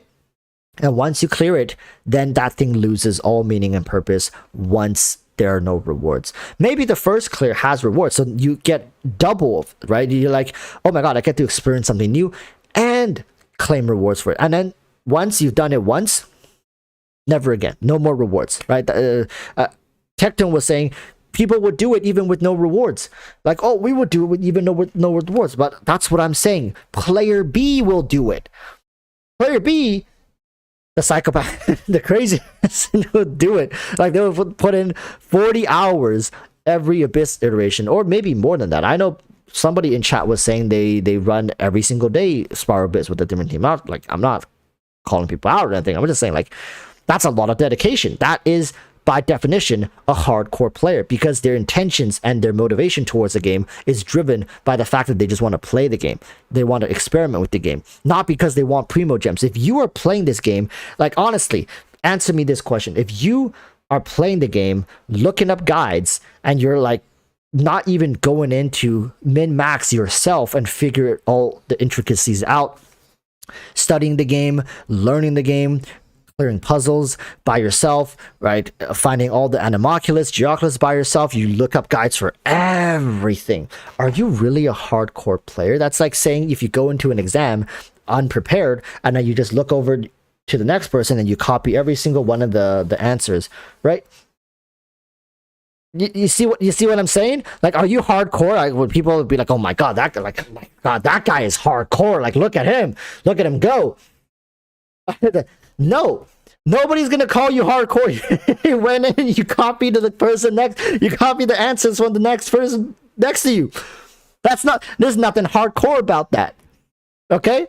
That's not a hardcore player. So what's the motivation then? Because you don't want to fail. You don't want to fail the class. You go in, you didn't study. You just copy, like, the person's right there. And what's even more insane in Genshin is it's not even punishable. In fact, it's actually encouraged. HoYoverse has no problem with you copying all this stuff and just playing a game like that. Like, they don't care, right? Let's say it costs $200 to enter the exam, and you pay $200. You come in, you already paid the $200. They don't care. Like, I don't know. It's kind of a similar situation. So player A is by definition not hardcore. Player B is hardcore. And player B are also the same type of players who are advocating for new types of content with no rewards associated, and they think that's a good thing. Whereas they are failing to understand that player A would stop partaking in this type of content if it gave no rewards, because that is mainly why they are even doing the content. So at the end of the day, I do think that HoYoverse, through sheer numbers and metric, understands that without any of this stuff, like without any of the incentives, and they don't want to give any more, that the new content is essentially dead on arrival. Nobody wants to put in the effort and time designing something that they know will fail. And I am telling you right now, new content, whether it's similar to Spiral Abyss or not similar to Spiral, the new ending content associated with combat will be dead on arrival if it's not tied with sizable rewards, especially if it's more time demanding than the Spiral Abyss. And think about this, on top of Spiral Abyss, you have to now also do the new stuff. Every single iteration, every single rotation. I mean, for player A, it's just about copying and pasting. There's gonna be people being like, hey, the new content just dropped. Here's the most optimal team you can use to clear it on day one, and you're gonna be able to get all the rewards, and just follow this, subscribe, click here. They're gonna do it, right? Player A is just okay, I guess I'm gonna clear it in one go. Player B is gonna go in completely blind and like just smash everything with their C6R5, right? Like, they're not gonna really care and do it if there's no rewards. So I hope this kind of clears things up. I know I'm like siding with HoYoverse here. I'm not defending them. I'm just trying to make sense for you guys, like why they're saying this. It's not because they are lazy or it's because there's not a big enough demand. If the demand was there, HoYoverse knows they're going to make money, drive up sales, Dawei's going to be able to get a new yacht. Do you think they're not going to do it? If the money is there, they're going to do it. It's because it's not going to make them the money. People don't care enough. The players who are still playing this game, the vast majority of them don't care enough for HoYoverse to go ahead and make something like this. At the end of the day, don't blame HoYoverse. Blame your peers. Look around you, right? Like, go into other people's worlds. Like, hey, dude, listen, why aren't you supporting this? You should be looking around you, because the real reason HoYoverse isn't giving us this type of content is because the players who are still playing this game and the newer players who are coming into this game, HoYoverse likely already know they're not going to care enough about this stuff for HoYoverse to design it for us. Is it going to be fun? Would it be amazing to have a new piece of content just lying around for you to play if you want to? Of course, who wouldn't want that? But at the end of the day, HoYoverse is the one that gets to call the shots. HoYoverse is the one who's going to be deciding whether or not they want to make. And if you can't convince HoYoverse, doesn't matter how right you are, doesn't matter how much we deserve this, doesn't matter how much we've spent in this game, doesn't matter how much the game is success rides upon its core player base. It doesn't matter. If it really mattered, if our voice really mattered, then HoYoverse wouldn't have had to come out and spell it out for us, because they literally been dropping hints left and right and saying we're not making any like permanent content, period. But they actually had to come out and spell it out for us. It's like, yo, just give up. Because Hoyoverse also knows, right? Get this. This is the last thing. I promise. I'll shut up after this. This is the last thing. Hoyoverse also knows that you're still going to see 6 or 5, their new characters, even if they're underperforming. You're still going to be hopelessly addicted. You're still going to come on, burn down your resin. And once 3.2 drops, this is just going to disappear, right? It's going to be like it never happened. Nobody's going to talk about it. All the content creators are going to move on to more clickbait content for Nahida, and they're going to still see 6 everything. They're going to drive the conversation in a different direction because it benefits them that way, because they get better views when they talk about Nahida in 3.2. Right now, this thing seems like it's a driving force, right, behind all the content and stuff, but hey, let's see how many people are still talking about this once Nahida drops. I'm just saying. Okay, so thank you guys for watching, I guess, if you made it all the way to the end. And of course, thank you to chat for sticking around as usual, bouncing ideas with me. If you guys ever do want to partake in these kind of videos, feel free to drop by in the live streams, all right? Wednesdays, Saturdays, 7 to 9 p.m. Pacific Standard Time. Till next time, urge you all to stay safe. Peace, peace. Bye. Okay, I'm probably going to have to shed that video down a bit because I talked a little too freaking much. But yeah, I think I got all the points across. Soul says, speak for yourself, man. I haven't logged in since the dev notes. Oh, don't worry, Soul. You'll log back in.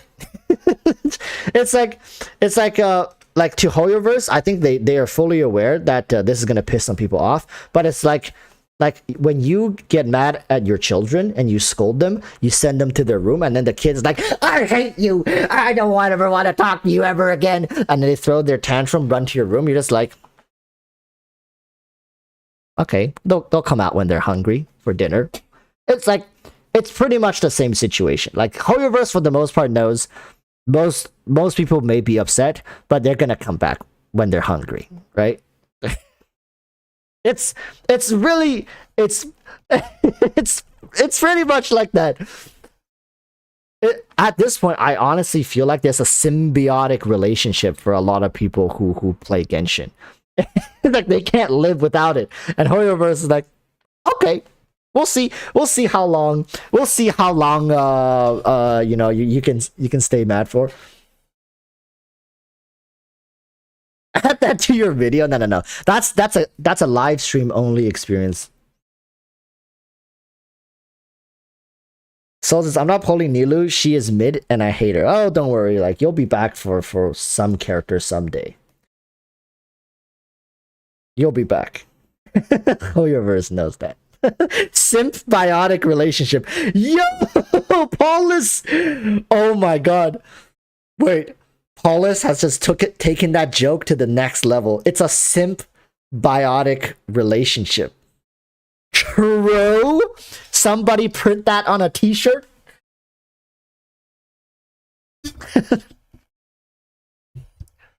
Let's rehabilitate each other, guys. Not happening.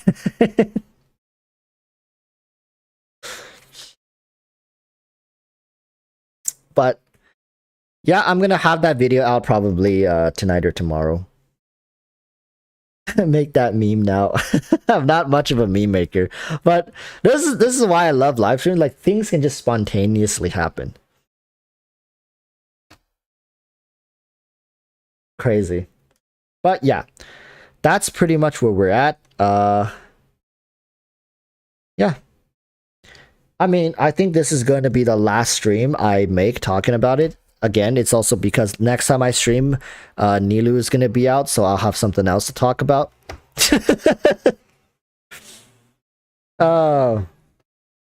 JM watches, if you go back to that at the center, they said like Spiral Blitz. It didn't say absolutely no other combat mode. Yeah, but my point is that if people are not going to play Spiral Blitz, what makes you think they're going to play other combat modes? No, like, That's a genuine question, right? Like, think about it. Spiral Abyss offers you challenges, like time-gated challenges, monsters, different rotations of monsters, and it's always trying to keep it fresh and new, and incentivizes new characters and teams and stuff like that.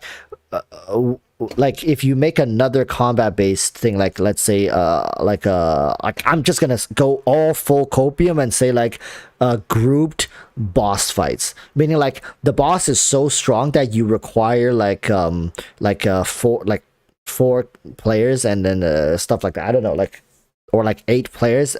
I don't know, some copium BS being like, oh, HoYoverse is really leaning into the MMO experience and release endgame boss like Primal Zhongli. I'm just saying, we call these we call these new bosses like celestial bosses, right? Like we have Zhongli in his Archon form, or Raiden in her Archon form, right? Or and then like Celestia herself, like a messenger from Celestia, and like literally it's gonna like clap your cheeks, right? And it literally requires 8 people to do it. Like, do you think players are like players who are struggling to pull their ass through Abyss is gonna like step up to Primal Zhongli? Like, I'm sure the Sims will go in and be like, oh my god, daddy, step on me. But for the most part, trying to clear it is going to be quite the tall task, right? That's like very different from Spiral Abyss. That's just like one instance of a strong enemy that you have to kill with other players. But like, that's going to be very difficult. So it's like, it doesn't matter what type of content, like combat-based content, they release. If people aren't even willing to put up with Spiral Abyss, like Tectone said it, like it's literally a couple hours every month or something like that. Like, how many weeks does it take per rotation? It's a couple hours per month, and people refuse to do it. So like, how much less can HoYoverse do? Right? How much less can they incentivize? Like, literally, it's like a couple hours per month, and you get 600 Primo Gems, and people refuse to do it. So, like, really, where is the like? How much more can HoYoverse do to incentivize?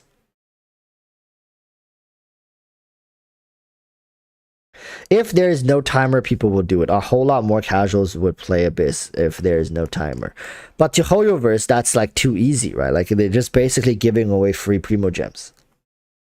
I know it's because there's a level of difficulty to it. That's why people don't do it. But then again, if there's no timer, it's very difficult to gauge, you know, like how successful you are. I mean, yeah, you could time it yourself and be like, okay, this team cleared it faster, that team cleared it like faster. But I think right now the Spiral Abyss is at a point where it's just like, yeah, it's challenging, but it's really not challenging at the same time, right? It's just like, if you really wanted to beat the Spiral Abyss, there's so many resources online to help you beat it. Like, it's not challenging if you look up guides. And I know a lot of people look up guides. But it's just like a lot of people refuse. And I think artifact grinding, because to beat the Abyss, you have to artifact grind for the most part. You cannot really beat the Abyss 36-star without ever having to grind for artifacts. Like, it's like, you can't breathe without inhaling oxygen.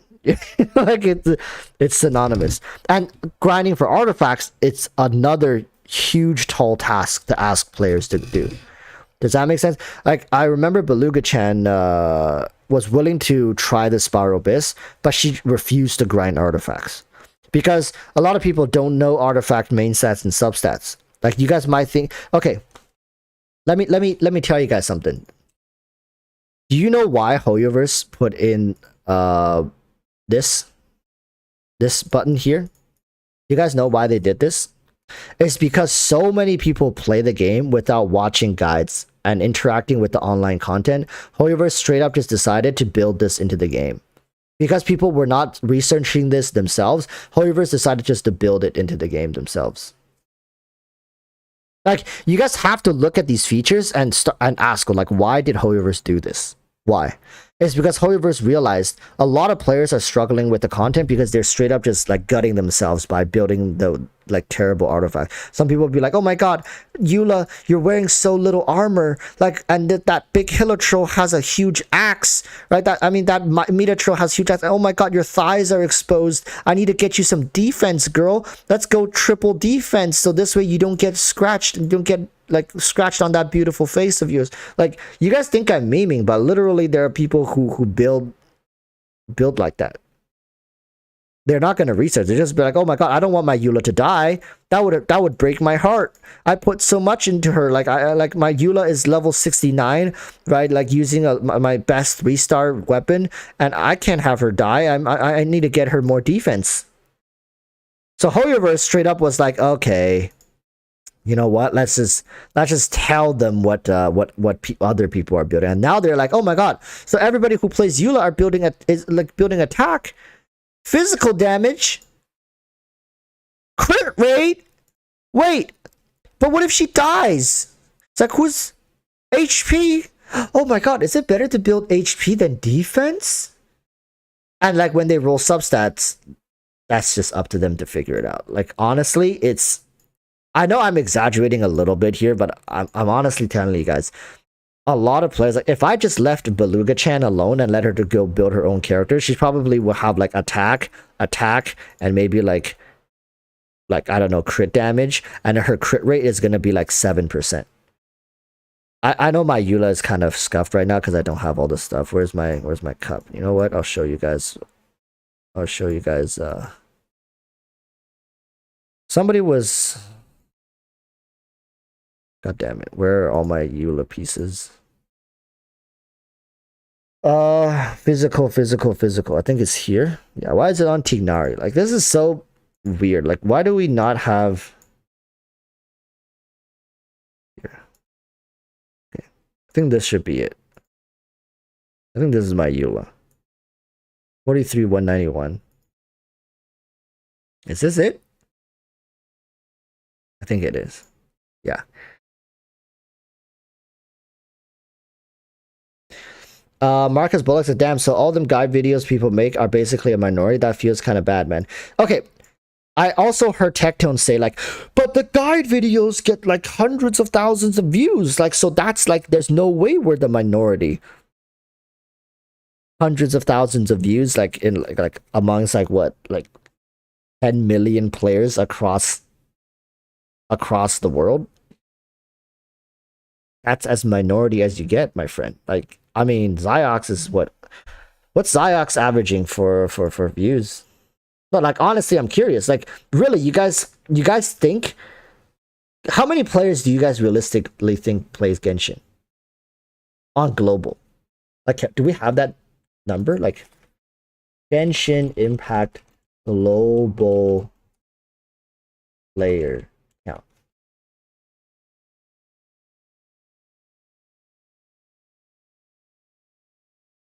What the fuck?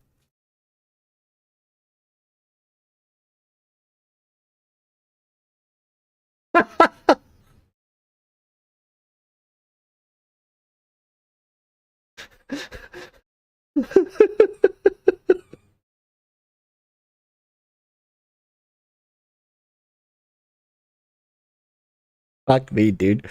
It's way worse than I thought it was. Hey, chat. Take a wild guess. Like, you guys think Ziox is getting a lot of views for guide videos? Like, I mean, Tectone, at least Tectone thought.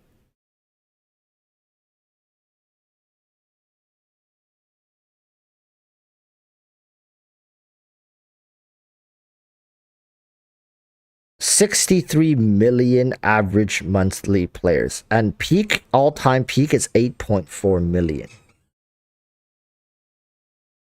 8.4 million, 8.4 million, 8.3. The game is actually getting more all-time peak players.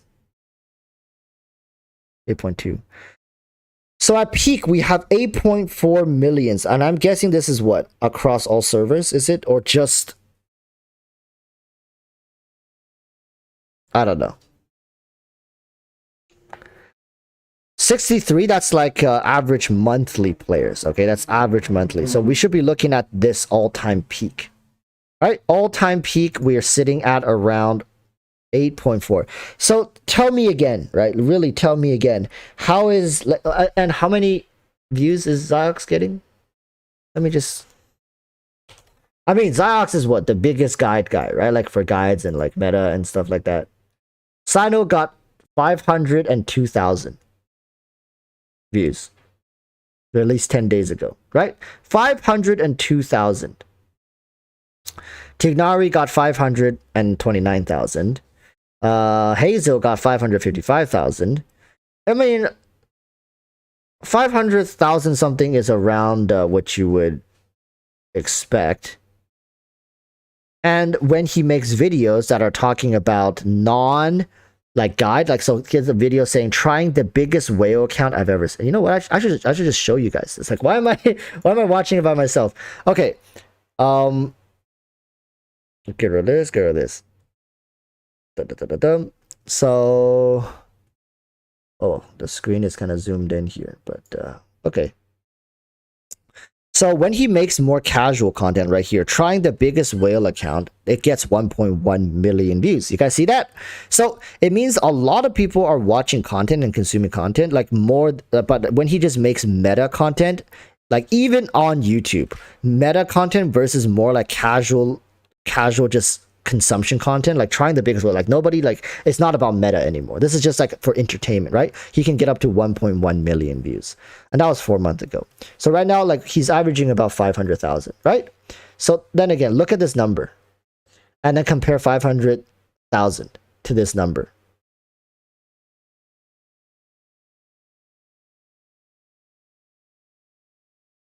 What was it? 8.4. Congratulations, you guys make up 6%. 6%. I said 10 to 15%. It's 6%.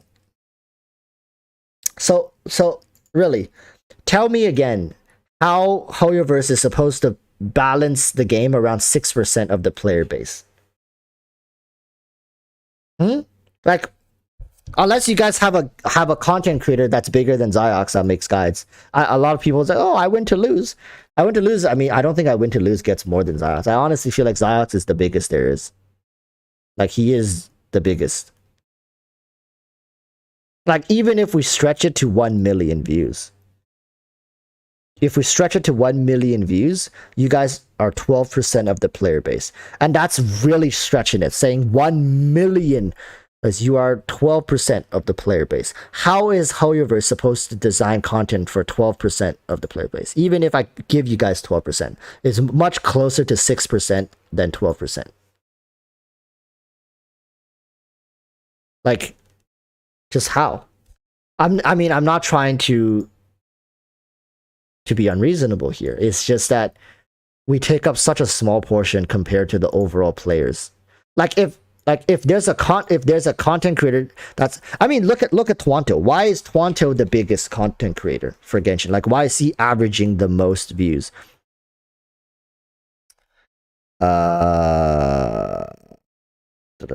Averaging, like, yeah, he gets like 900,000, 500,000, 1.2 million. Look again. It's like, this is like, I can't make this stuff up. This is just hard, irrefutable fact at this point. Is that when people make content that's more casual, okay, look at this. I made them fight bosses they hate. 1.2 million views. Okay,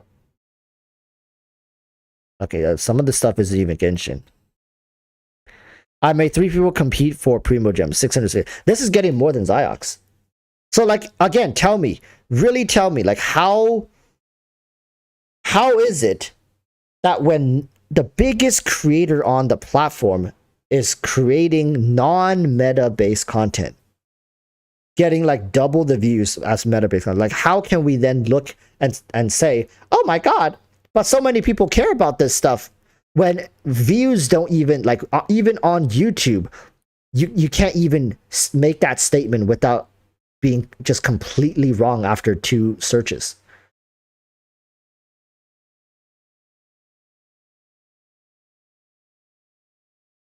Like, I triple crown Chi-Chi, 1.5 million. If I breathe, I roll, 1.6 million. Like, come on, right?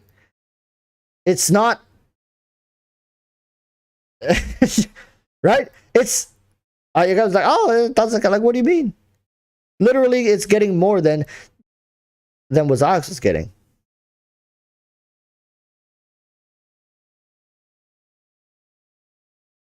So it's just like, you know, I think, I mean, and Toronto is at 1.23 million. What was Iox at?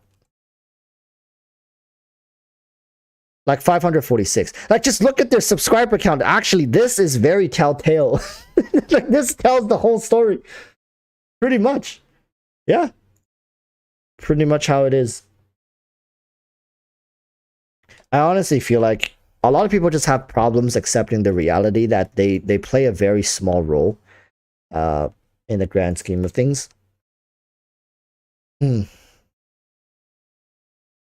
Shame.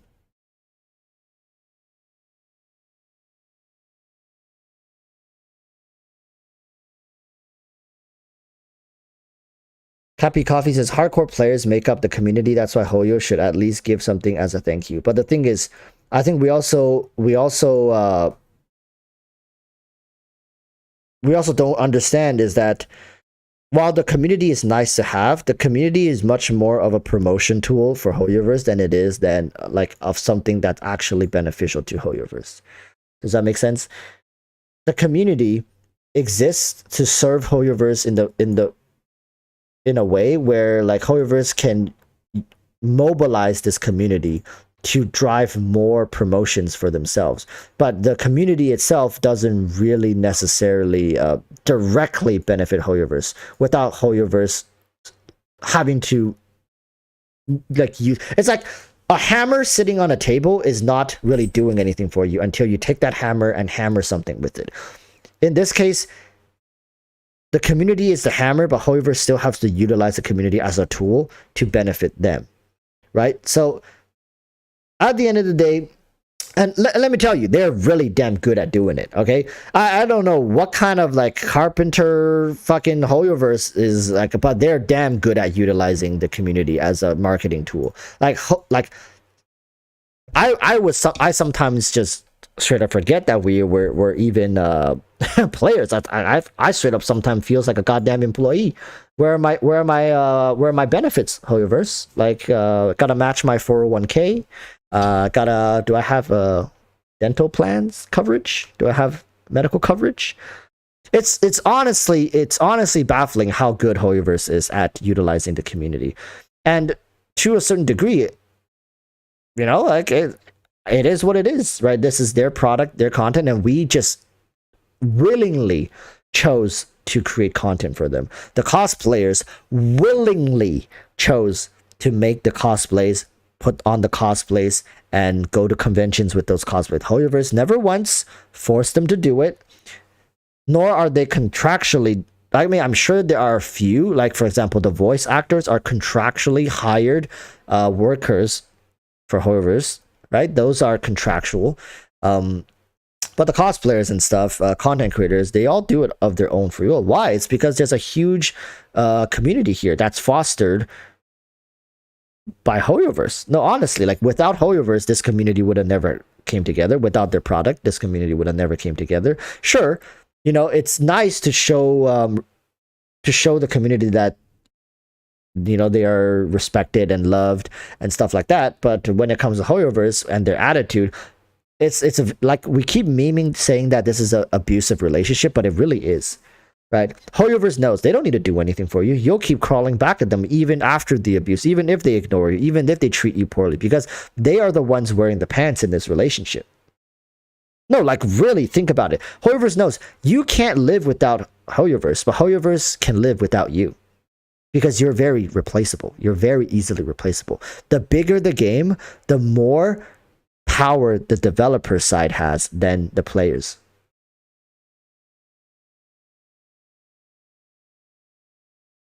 Like, you are so easily replaceable. Like, you think one cosplayer or one VA or one content creator you know, making some noise is gonna do anything. It's not. It's gonna really affect Hoyoverse. If this is a small game with like 10 content creators, it's much easier for these 10 content creators to get together and do something big. But when you have hundreds, if not thousands, of creators across like dozens of platforms for this game, spanning across multiple nations in multiple languages, you're not getting anything done. There's no way. So Hoyoverse isn't scared at all. Like, you can do whatever you want. They won't budge an inch because they know they can. They can be stubborn and they can be selfish, and there's nothing we can do about it. Yeah, Thea says, yeah, this literally only happens on EN community. Yeah. So Hoyoverse, like, honestly, even if the entirety of EN shuts down, Hoyoverse, like, yeah, they'll feel it a little bit financially, but you know, there's still, like, life goes on. There could, like, patches will still come out, same quality, everything's gonna be fine. Like, I'm telling you, the entire EN community can just disappear from Genshin. And yes, they'll definitely feel it 100% financially, but it's not going to break their pockets. They're not going to suddenly just go bankrupt. Like, Dawei isn't just going to suddenly spontaneously implode. Like, we're not that important to them. We are important, yes, but not that important. So if the entire EN community can just poof and disappear, and Hoyoverse can likely accept that and move on, what makes you think that some subset community within the EN community is ever going to make enough noise? We are so blinded by the fact that we're on YouTube and surrounded in our own echo chambers of people who think similar to us, right? For example, Tectone, MTash, they foster a community that thinks very similar to how they think and feel, that we are so blindsided by this at the point where we can come out and utter statements such as, you know, like, we can make new permanent content without any rewards and we would be fine. It's good one.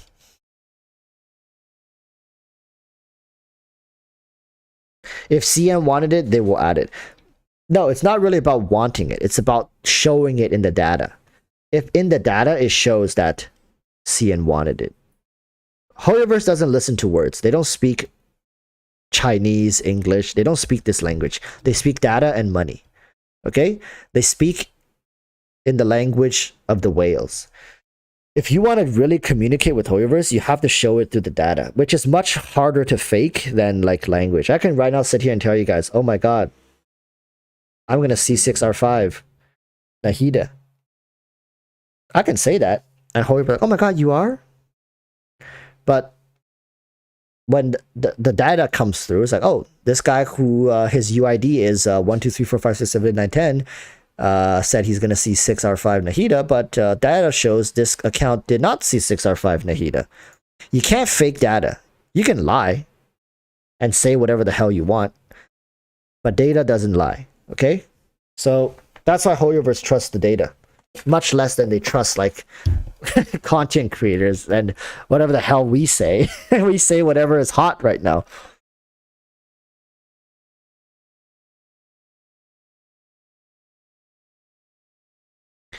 Large Banana says, almost as if this game is made by psychologists and financialists instead of game devs. No, almost all game nowadays are made by psychologists and financialists.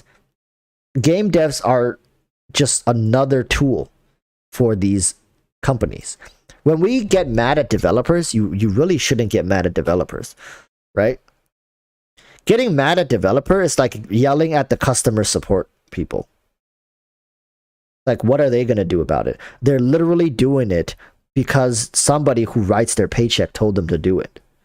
They're getting paid to design, for example, the TCG. They get paid to design a TCG? Do you think the developers is sitting there being like, oh my god, this is the thing that I, when I first picked up a pencil at the age of 7, I thought I want to be a corporate slave to somebody who writes me fat paychecks, doing things that they want, as opposed to having my own creative and artistic freedom to draw and design things the way I... Do you think that's what developers wished for when they got into art? Listen, at the end of the day, the developers are also just as much of a victim to this corporate greed bullshit as the players are, okay? When you get mad at developers, you're literally the Karen yelling at customer support. It's not really their fault. The game is ran by people with far more power, all right? It's I wish it could be different, but these employees have very little say.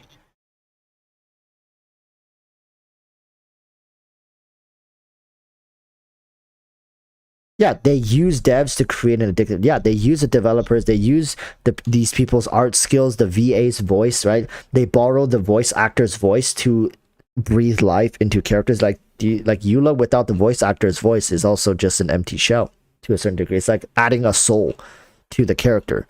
It's really like, are you going to blame the voice actors as well? Like, people keep saying, don't blame the VAs. Don't like take your hate out on the VAs. So why are we doing it to the developers? The person who animated Eula, do you think the person who animated Eula designed her constellation to be like a freaking cash grab?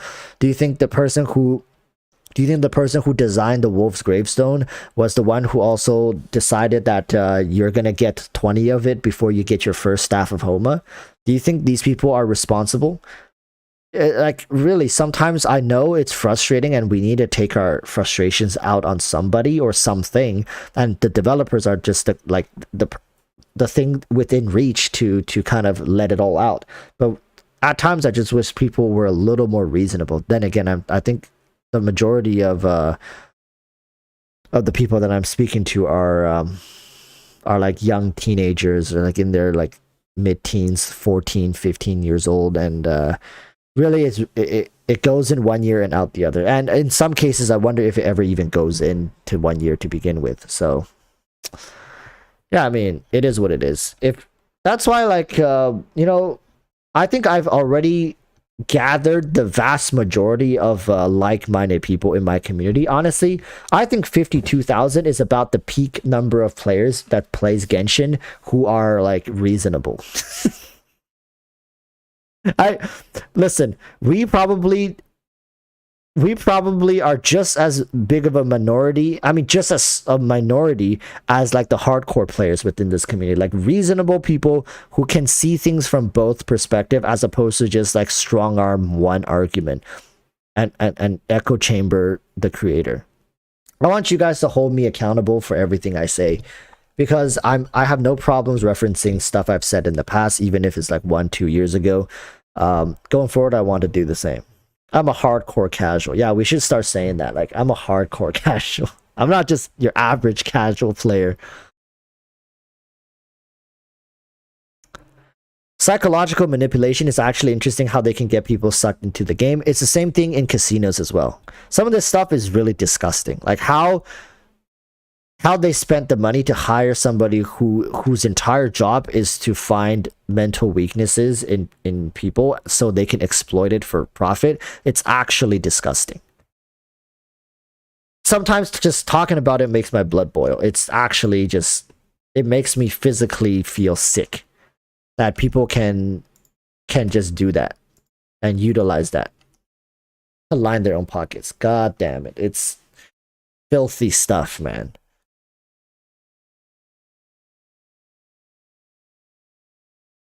Anyways, if you guys ever want to buy real estate, just let me know. I'm sorry, I think I forgot to answer the question. I did see somebody ask, I think it was Geronimo. Is he still here? Geronimo Martinez, are you still here? I'm so sorry that this came so late. I saw your question earlier, but I was like mid saying something, so I hope you're still here. I see you're still here. He asked me what is my day job. Okay, I'm going to tell you guys once again what my day job is. I am a real estate agent. So that's my day job. Okay, I'm a real estate agent by day. Some of you guys would be saying like, damn, then you're just as sleazy as those corporate motherfuckers. Yeah. So, so I'm not much better, but I can say with certainty that I've never scammed my clients. Okay. I've never scammed my clients. I always think in their best interest, and that is how like a lot of the realtor friends that I know of. Like sometimes I will lose deals because I'm too honest. Okay? It is what it is. That's just the kind of person I am. I rather have them come back to me a year, 2 years from now with buying intentions than scam them now and have them hate me every day they live in the house. Every day they wake up in that house and like, fuck that guy who sold this place to me with all these problems and didn't tell me about any of them. Because they have my phone number. they know what I look like.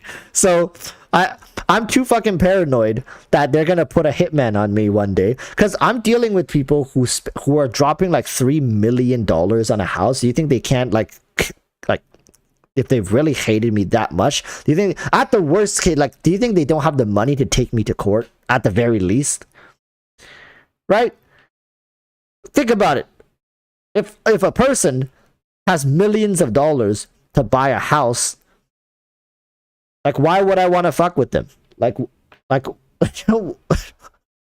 why?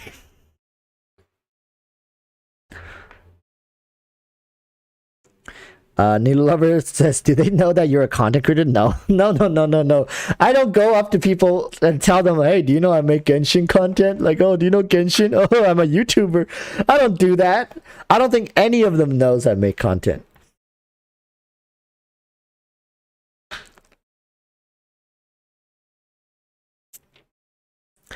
Kyron says, what are your thoughts about players advocating for no reward aiming content? Wouldn't difficult, challenging content deserve some form of reward? I made a video. I actually recorded a video. I think that is completely cap. I think like 2% of the player is okay. Maybe 1% of the player base is okay with that. No, like really, we looked at the math. Probably like 1 to 2% of the player base is okay with that. No one else is going to be, though.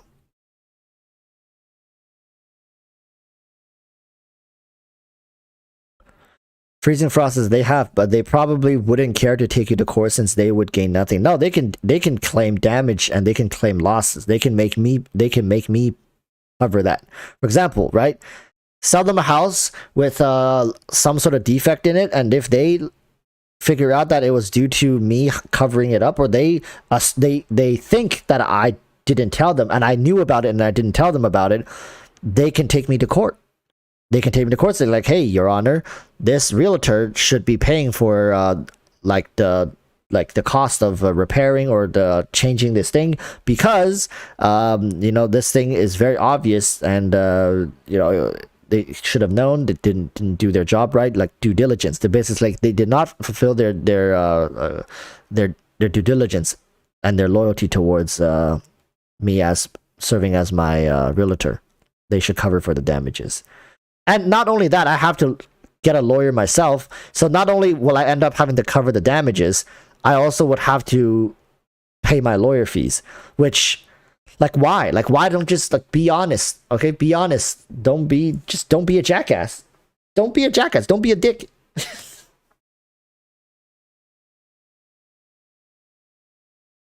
Like, life isn't that hard if you're not just constantly thinking of screwing other people over, you know? Life, it really isn't that complicated. Make enough money to be comfortable yourself. Like, I don't need a yacht. I don't need I don't need a lot of things in life, and I certainly don't need enemies when I could make more friends, right? Like, that's the rule I go by. It really isn't hard. Like, a lot of people would go out of their way to fuck people over. Like, I don't know why. God damn it. Jesus. It's just like, nah, I hate the way her hair looks. I'm a piss in her drink when she's not. Like, why? Like, why? It's, I know I'm exaggerating, by the way. Nobody's gonna piss in your drink. But then again, if you're too nice and you're too naive, you're just gonna get taken advantage of. Okay? So find a good balance. That's your life advice from Papa Walrus today. Make friends, not enemies, and at the same time, don't be so naive to think everyone is gonna think the same way. I know people who rather make enemies than friends. You know, like they would rather make $10 by fucking you over than being your friend and potentially making hundreds down the line from you. No. They would make that quick $5-10 from you now and let you, fall into a pit full of venomous snakes. It is what it is. Okay, people, for the young people watching, it's time to equip yourself mentally, but at the same time, don't screw with people. Yeah, respect others, but don't bend the knee. Yeah. Stand up for yourselves.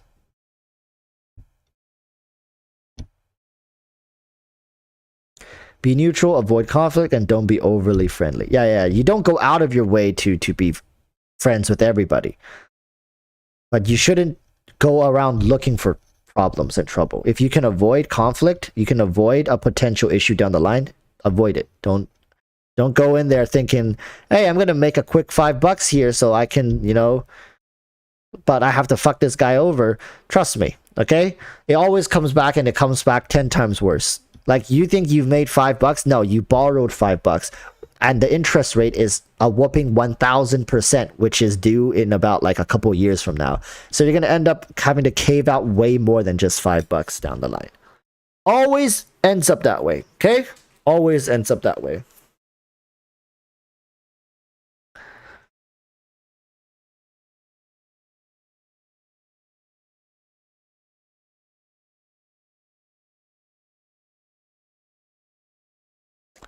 So yeah, that's it. Thank you guys for tuning in. I'll always love to have you guys here. I hope to see you guys for the Nilou summons. So far, 100% customer service satisfaction. Okay, if you want me to do your Nilou summons, DM me. I'll be more than happy to service you guys.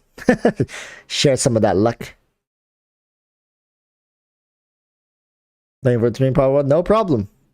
So when is Nilou coming out? Nilou's coming out in about 5 days. 5 days, 18 hours, probably 4 days for CN. So some people got me. Some people are lending me their CN account to summon and test Nilou. 6 summons. How close are we? We should be very close. 1, 2, 3, 4, 5, 6, 7, 8, 9, 10 pages. 11, that's 66. 12, 66, that's 67, right? 67. Wow, we're almost at soft pity. Did I buy the thing this time? I think I did. Yeah, I bought it this month. Oh, we'll see. Okay, thank you guys for watching. That's really it. I'll see you guys next time. Okay, peace. Bye.